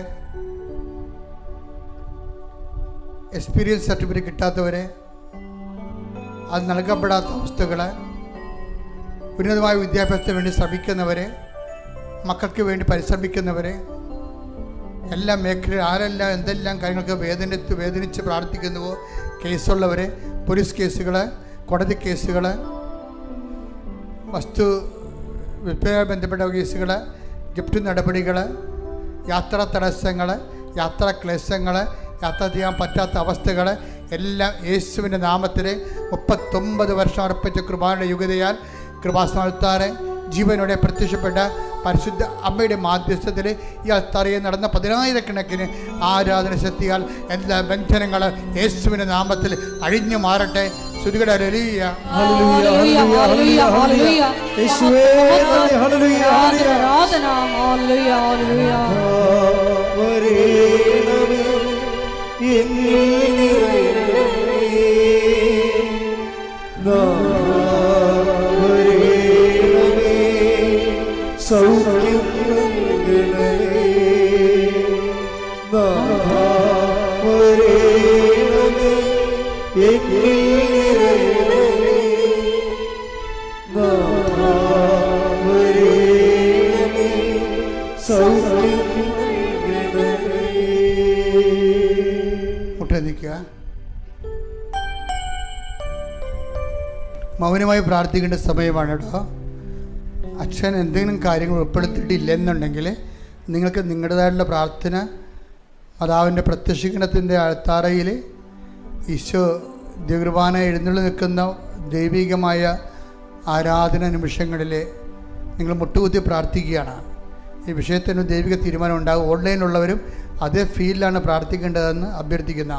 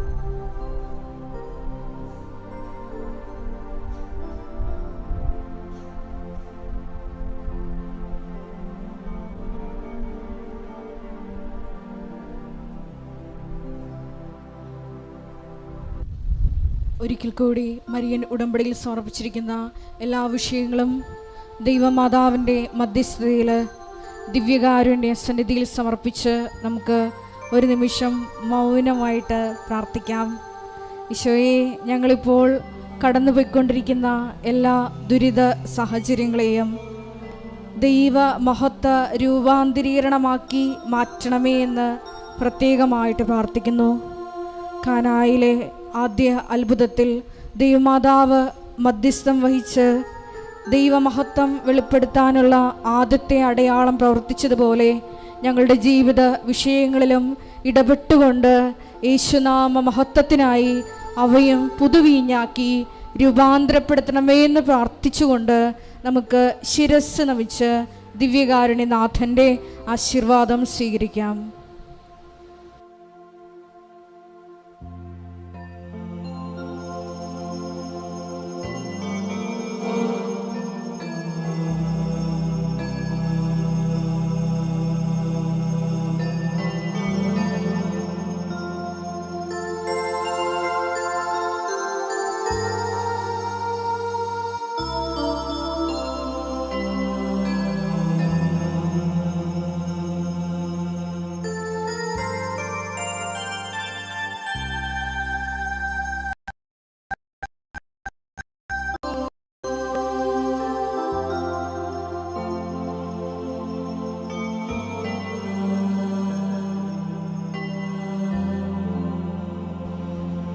പരിശുദ്ധ പരമ ദിവ്യകാരുണ്യമേ, എന്നും അങ്ങേക്ക് ആരാധന. പരിശുദ്ധ പരമ ദിവ്യകാരുണ്യമേ, എന്നും അങ്ങേക്ക് പരിശുദ്ധ പരമ ദിവ്യകാരുണ്യമേ, എന്നും